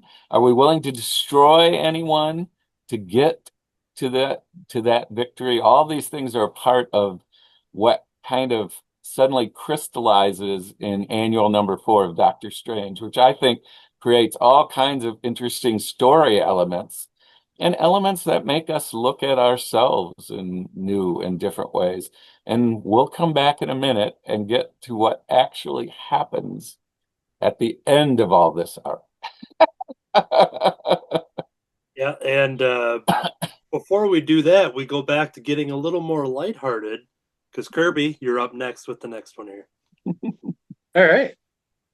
Oh, we're going to Marvel Comics this time. Staying in the 1970s. This is Mad About Millie. If you're a fan of Archie comics, you'll really enjoy this. This is basically like the girls' version of Archie. You basically got a few girls that are always chasing after the guys constantly. One of the things that caught my eye about this cover is I think this is the first appearance of the Beetle Boy's dad. Nice. Got it. Yeah, the same mask and everything. Looks very similar. Yeah, it's probably a parody kind of thing. Yeah. Our first story is Wacky Wheels, where one of the girls says, "You guys can take tells the other girls that they can take her car and use it for the day." So they go off to use the car, and everything that can go wrong goes wrong for them. It starts raining, so they're in a convertible, so they put the top up, but the top's all full of holes, so they still get wet. They're driving up to a stop sign and go to hit the brakes, but the brakes don't work, so they go flying through the stoplight. Just thing after thing happens to them. They end up one of the girls lassos a fire hydrant to stop the car. And when they do, they smash into a fruit stand and they end up having a bunch of fiasco with all that stuff. And then they just get away from the car, give it back to her, and they're hanging out by the road, and the guy comes up and says, "You can borrow my car if you'd like." And they go off running away, but they don't know that his car is a chauffeured limo that they wouldn't even had to drive. They could have just borrowed that car. Then we got Fashion Forecast. See the main page there. But there's a contest, and one of the girls, I think it's Millie, is got a costume already for it. And or no, that's part of the story coming up here. I don't know why they have that image there also. But before that, you got her historical horoscope, she reads Millie reads her horoscope for the day, and it tells her that she's going to meet some new guy. So she goes off to the mall, and she sees a guy standing there. She goes up to him. They start socializing, but he's kind of strange, and she's not into him at all. So she goes off and sees a few other guys standing around, thinks they might be the guy that she's looking for, and the one she picks up ends up being a real goofy character, just not her type at all. Then she comes across a mu-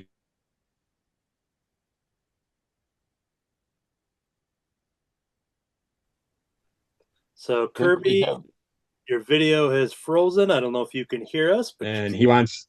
I can hear you. okay, now you're back. Okay. Now you're back. we Oh have yeah, it says your internet connection is unstable all of a sudden. Good. Uh, Good enough. Just when you but help. she met this musician, and he wanted her for an inspiration for an upcoming song. So she follows him and gets in her room, and there's a bunch of other girls sitting in the room also. And she's like, "What's up with that?" And he's like, "I like to have lots of inspiration."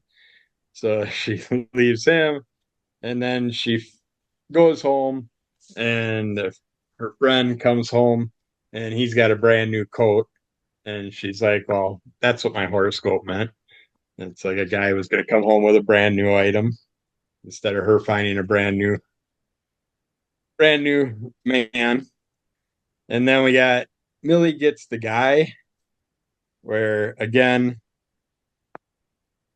they see a guy, and Millie and her friend compete over him, and they keep chasing him around, keep trying to win his affection. And once she does get his attention, the other one realizes that he's a big doofus, and she was happy to not end up with him anyways, and lets Millie have him. And then we get to, well, these are swimsuits. All these wonderful old advertisements. They're so much fun too back in the books, bringing back memories. Uh, Yeah, those are the Come ones on. that would either have like the costume pinups or maybe the paper dolls. Sometimes fans would design things that they would print, and yeah, they did that Yep. kind of stuff. And you could cut out and stuff. Last one is she'll go to any length. That's the one with the outfit, but she's got an outfit for some type of fashion show thing that's going on. And so when one of the other girls hears about that, they're like, "Well, I'm going to go home and make my own costume." And she comes in, and of course, they both got the same exact costume. So Millie talks her in, tells her hers is a little bit too long. And by doing that, the other girl decides to cut her outfit down. These pages. They should just Oh. team up and go as a horse. Yeah, exactly. Of course, they might turn into a real horse then, and then they'll be under.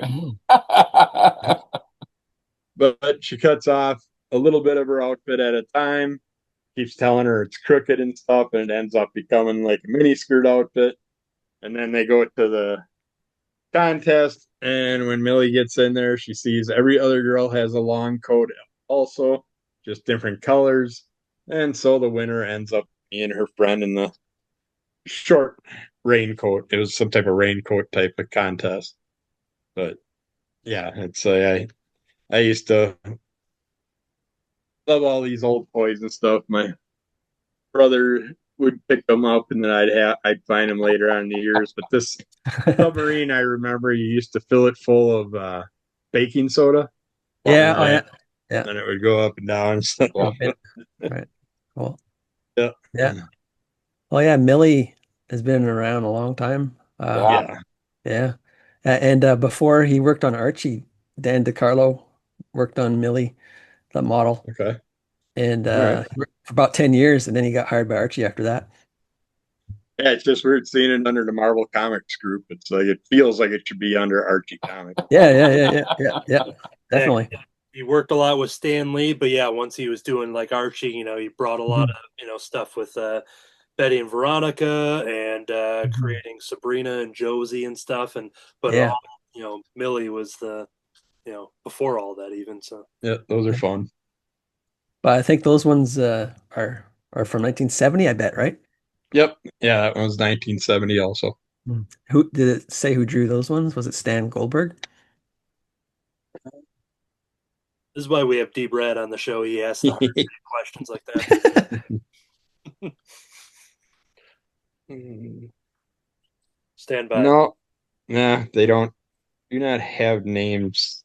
Yeah, they never on the cartoon books. Yeah, that happens too. Sometimes when I'm reading all the old funny books and stuff, being like, I have no idea who made these. Yeah, you want to know? Yeah, I can't see no signature or anything at the end of them either. Even on the cover page, can't find a signature anywhere. Yeah, gotta look them up through the computer. And if I didn't get my copy autographed, I wouldn't have known that this was delayed. Oh, yeah? There's no credits? Yeah. No, On the inside. Copyrights 1970 from August. And it's number 14.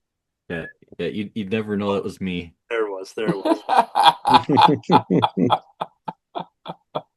Excellent. All right. We have one more comic book review. And once again, going back to Dr. Kurt's dad. And once more, back to Doctor Strange. Now, I hope this hasn't been too crazy for people. I mean, well, it's been a little strange. Yes, Doctor Strange isn't necessarily everybody's favorite, but the final kind of issues of this whole arc were called Last Rites, and finally the last one I think is like New Life is the last one. And they kind of trace how Doctor Strange now has to resolve all of this that he's created. And it makes for I think a really powerful sort of struggle Doctor Strange has to go through now. He knows he has to stop Salome, who feeds off the anger and hatred and fear in the world. And if she's set loose, it will mean the destruction, really, of everything. But he also knows, or he believes at the beginning of the whole struggle, that the only way he can do this is to reabsorb the magic he used to create the other two beings. And so he creates a shield out of the earth energy that he can now partially control, because if he goes back into the world without it, he will just disintegrate because of Salome's energy that he's already absorbed. So he does that and goes and confronts the other two, and they are still determined that they are not going to go back. Stephen Vaughn wants to absorb Strange into himself and create a different being. Strange wants to remain his own being, and there's a battle that ensues with finally Stephen Vaughn being destroyed by Strange for trying to force him into merging. And now Doctor Strange is left to fight this dark energy Strange by himself. And as he's getting ready to absorb him, he realizes he really is his own being now. And Strange has to face himself, as so often happens in Doctor Strange comics, which I think is one of the reasons I like the title so much. He's forced to look at himself and what he is doing to accomplish his ends. He's often willing to use people as pawns. He realizes that now. And in the end, he chooses not to reabsorb Strange. Instead, he sends him to the dark dimension because Clea is fighting a battle there against the forces that want to destroy her in the dark dimension. Clea is, for those who don't know, Doctor Strange's great love in life. And he sends Strange there into another body that's about to die to have his own life there helping Clea. But now he has to face Salome by himself without all the magical energy he had used to create these other two, dependent only on the earth energy itself. And it looks like he's going to lose at the end to Salome. But in the end, he realizes that he can turn her own power back on her and thus get rid of it himself. So he doesn't have to be bound to it anymore. And then he takes her on with just the energy of the earth itself. He binds himself to the earth's magic. So now Doctor Strange has made this transition really in his own being from using these mystical powers he draws from other powerful beings in the universe to binding himself to the earth itself, which is what he is chosen to defend, and draws his magical energy now from the earth.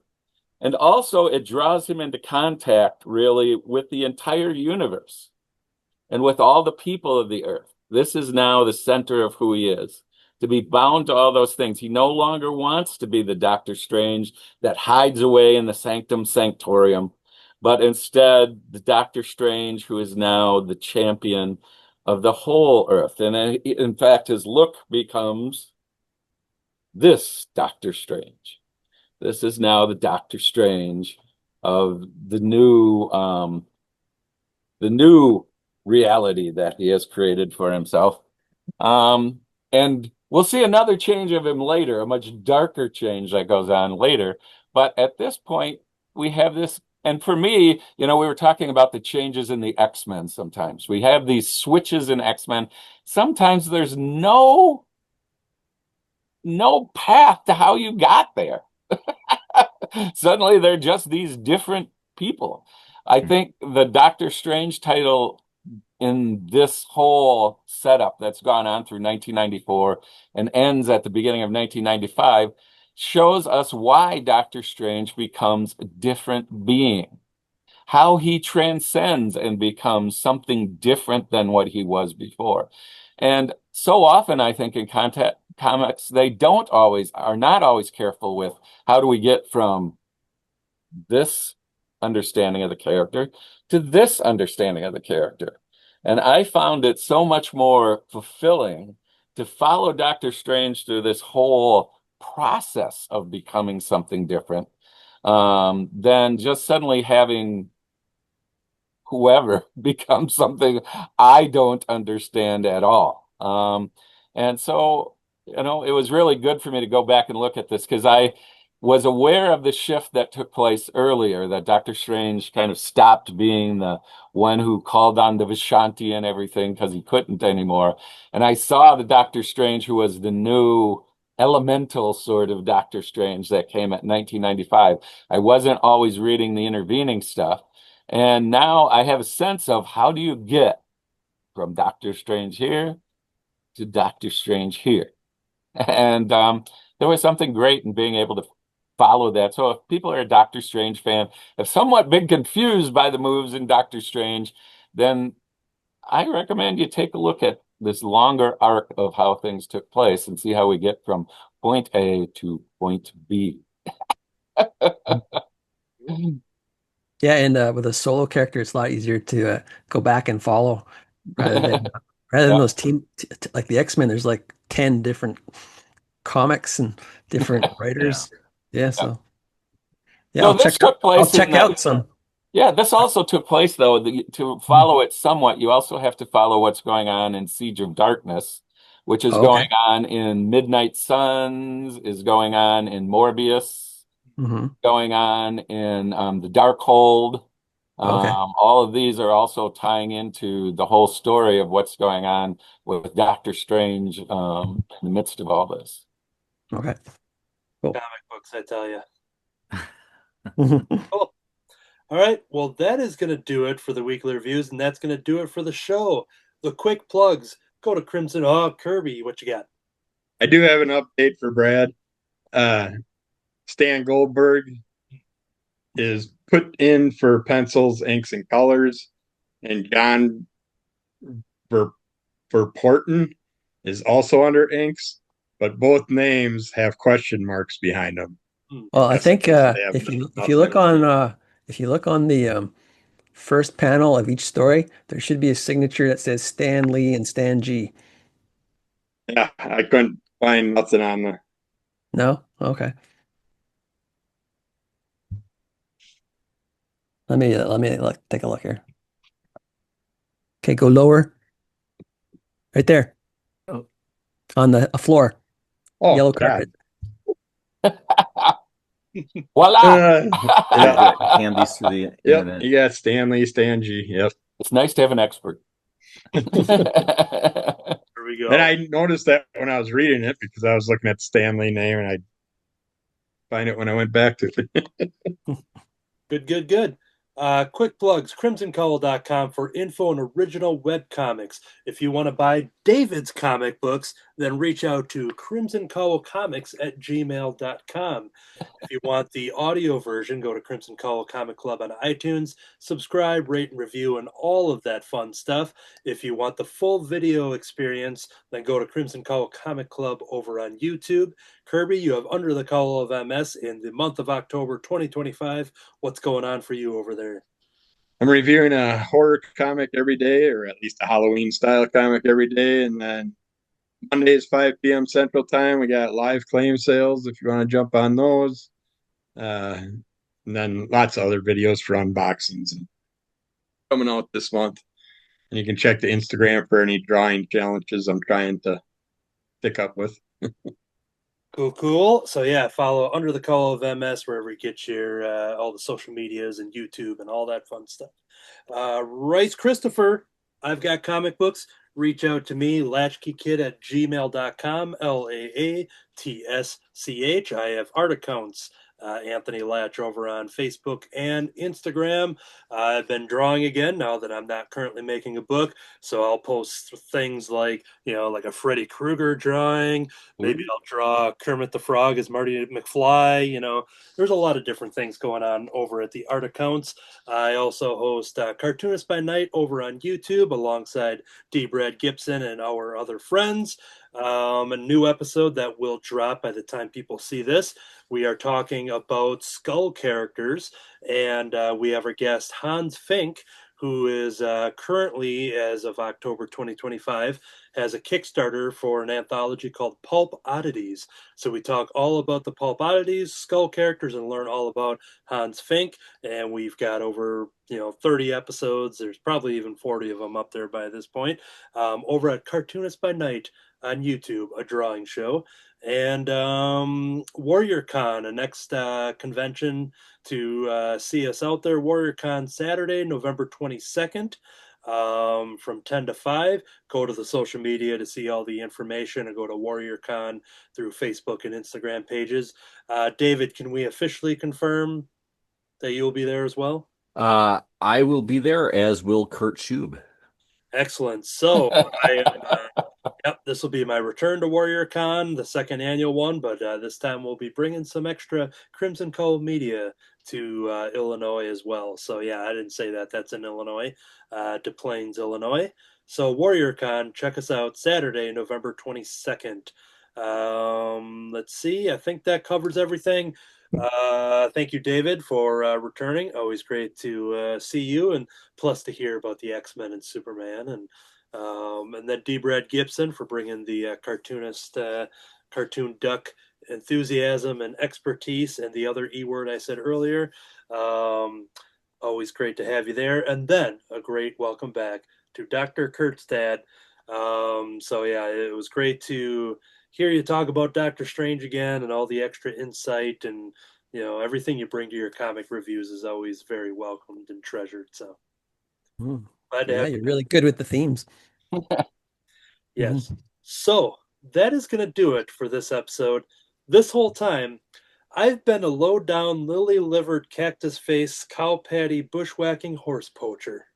Ooh. I've been raving mad about comics. Ooh. I've been mad about blonde beetles.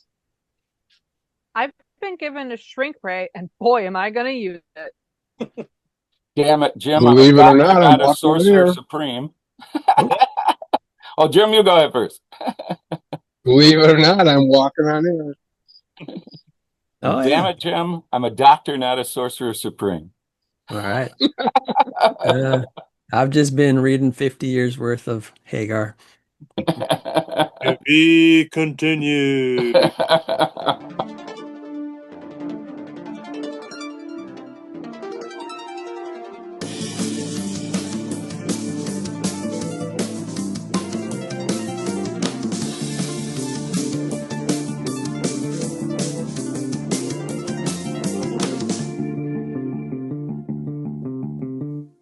Thank you, Slimer.